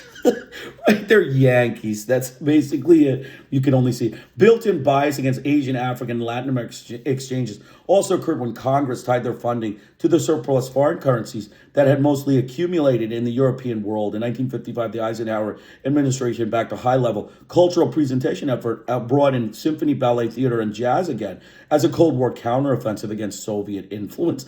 The U.S. art exhibit in overseas eras represented artistic considerations, but the soft sell for official policies of anti-communism. So for them, culture is just, anti-Soviet, right? I mean, they saw the Soviet as competitors. So, culture is, anti-Soviet. We'll support, the Chinese, ethnics. It's fine. Just as long as they condemn the Soviets, right? That's culture. We're pro-ethnic because we support, the subversives that, shoot the Soviets, right? That's the way it is. They'll support your culture as long as you pick up a machine gun for the Yankee, butcher rapist. So that's it, Hope and Folly. Please, download the description section. Again, I recommend you buy this book and read it. It's, amazing for the media distortions, the fraud, the imperialist distortions, and the media distortions, the press distortions are unparalleled. His description and his, analysis, you should listen to the video twice. I recommend it. Yankee fraud, con artist, academia. We talked about Klingman of Columbia and his eugenics, everyone's racially inferior. Racist press, liar, con artist, fraud, fabrications, and distortion by the racist Yankee press.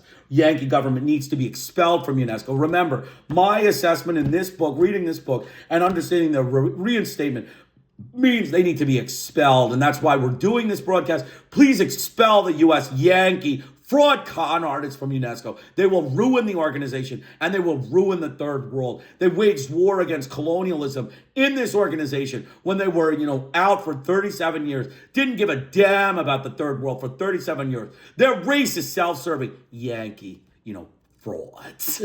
Right? So that's it. So we got that. We talked about science, remember science, mathematics, education, improvement of literacy, and reading comprehension, logic and democracy in the third world. It's meant for minimum standard creations. And, it's important for cultural and scientific things. We talked about that. Just a few jokes here. The Yankee government's approach to nationalism is witch hunt Yankee trials of racially inferior subversive nationalists. That's true. That's another one. The Yankee press found missiles of fabrication and fraud as a better media source than slow print media, which they found too slow and too ethical. That's also true. Let's go down a little bit and see something. The Yankee ideology, if tried, is tried, and if failed, enforced by machine gun Yankee white violence. That's also true. That's how they do it.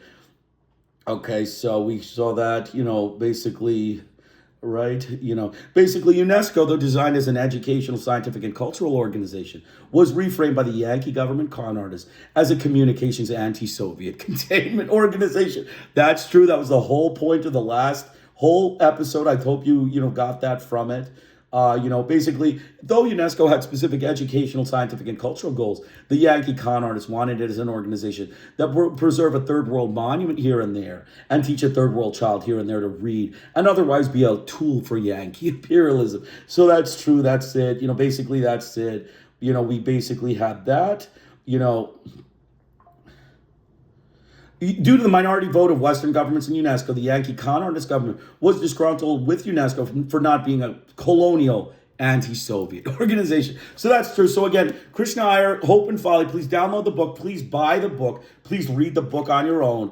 On the book, the print book, please don't just use the media, the PDF. The PDF is great for, keeping it as, you can hold it and hold on to it. But please buy the book. Amazon, it's $60 available. eBay, you can get this book, easily, and it'll help keep the book in print. Again, Krishna Iyer, join me tomorrow for another 25 pages. Have a great day.